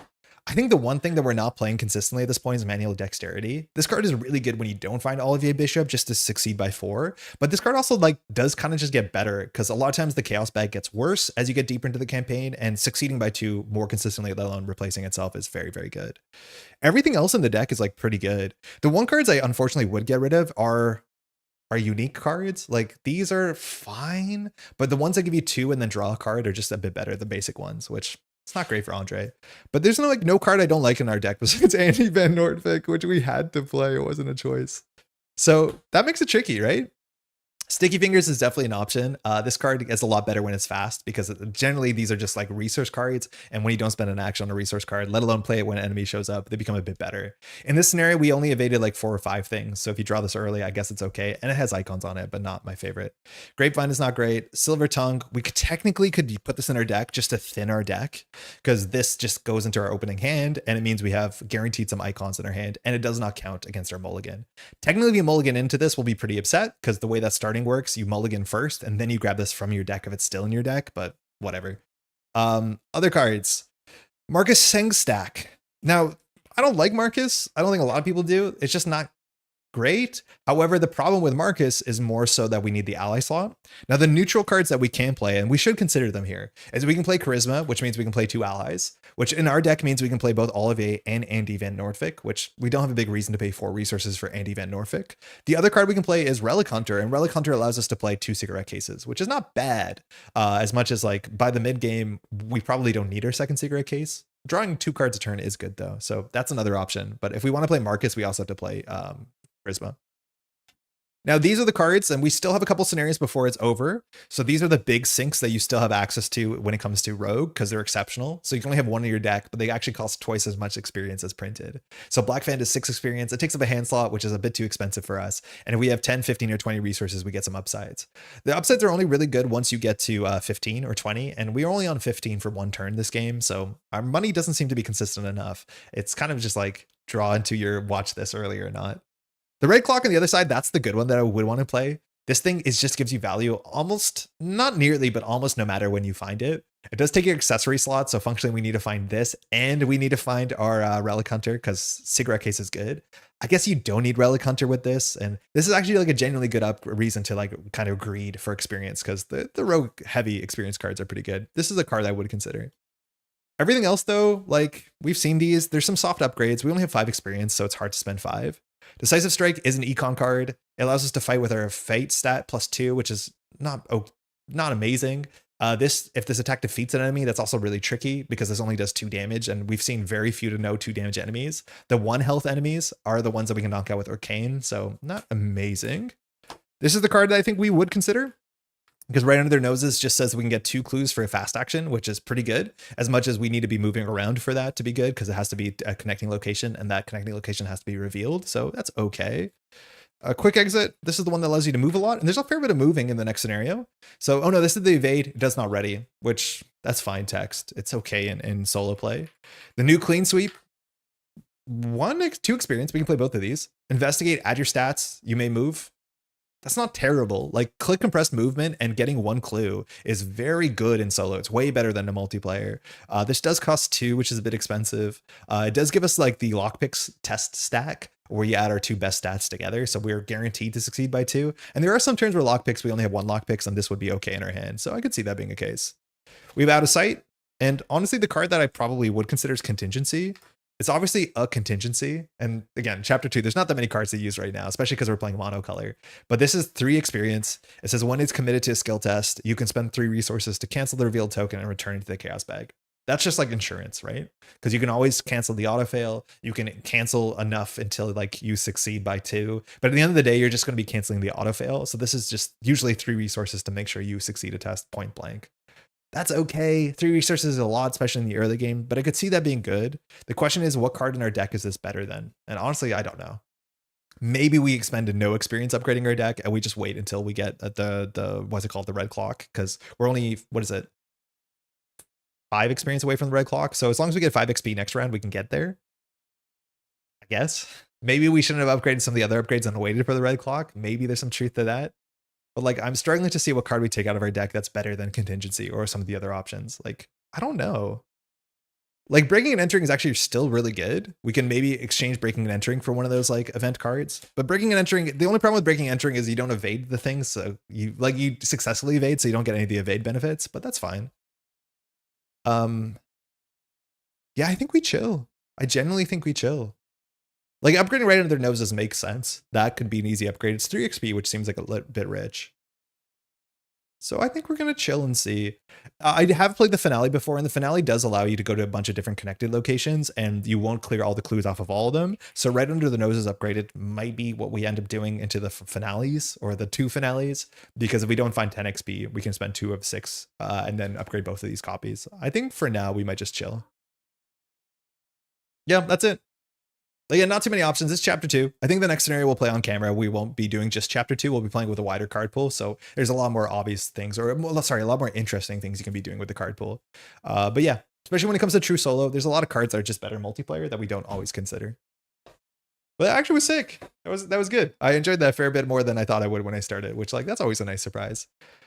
We got a Shard of Yichlecht. So in terms of the relics we've rescued the Barrier Node, the Shard of Yichlecht, and then we've rescued the other one that we didn't take. I forget the name of, but that's good. You definitely want to get as many of these as you can. We'll see in a scenario if we can ever start with all of them, because only picking one, like this is so much more important when you play multiplayer, because then you can give one good card to somebody, another good card to another person. And generally these cards are much better than like the Laudanum and the Expedition gear. So in solo, it's a bit less relevant. That's it. Thanks so much for hanging out. Our next scenario is a really big one. We'll be back Wednesday evening in our normal Velma's Diner time. And that's going to be one with a big board and a lot of rules. So a lot of overhead, but it's definitely an interesting, it's an ambitious scenario in which we're jumping across rooftops of like crumbling towers and ridiculous eldritch masonry. So that'll be fun when that comes up on Wednesday. And after that, we might be just heading back to Arkham to kind of stand once and for all against the big guy, which you actually have to do that twice. So that's fun. Otherwise, thanks so much for hanging out. Last time that we wrapped the stream, I left some comments talking about like, hey, I am playing with this like restricted card pool, and I'm playing Drowned City specifically because it is one of the like easier to get campaigns, but it's not my favorite. And people were like really, the feedback was exactly what I was hoping for. And I was overwhelmed with this sort of feedback. People expressing like why they watch a channel like this, what they want to get out of it. So thank you so much for that. Again, we're a relatively new channel. This is like the 6th video, the 6th live stream. So trying to figure out our tone and what we like and what we enjoy and what y'all are interested in. I'm always interested for feedback. So if you ever have anything constructive, ideally, as much as critical is still constructive, please hit me up in the channel, in the comments on the channel. Speaking of the channel as well, if you want to take a second to leave a like on the VOD, that's one of the easiest way you can say thank you. And specifically to make this channel grow on the algorithm, all we have to do is hold on and hope the algorithm does that. So that is one of the easiest things you can do to say thank you and support the channel. If you want to subscribe as well, that's nice. Maybe you didn't subscribe and you missed the stream on a weird Monday morning. That's the sort of threat that I will hold over you if you don't want to subscribe, but I'm kidding. That does also help the channel grow for sure. Same with leaving a comment. Thanks so much. Hopefully y'all have, if you're in Canada, enjoy the rest of your short week if you're working. Otherwise, if you're somewhere else, enjoy your Monday, and hopefully we'll see you back on a Wednesday. Again, Thursday, we're playing some Netrunner. Last night, or last morning, we played some Marvel Champions on all the sister channels, which you'll find linked in the description if you want to learn more about some other great games. That's it.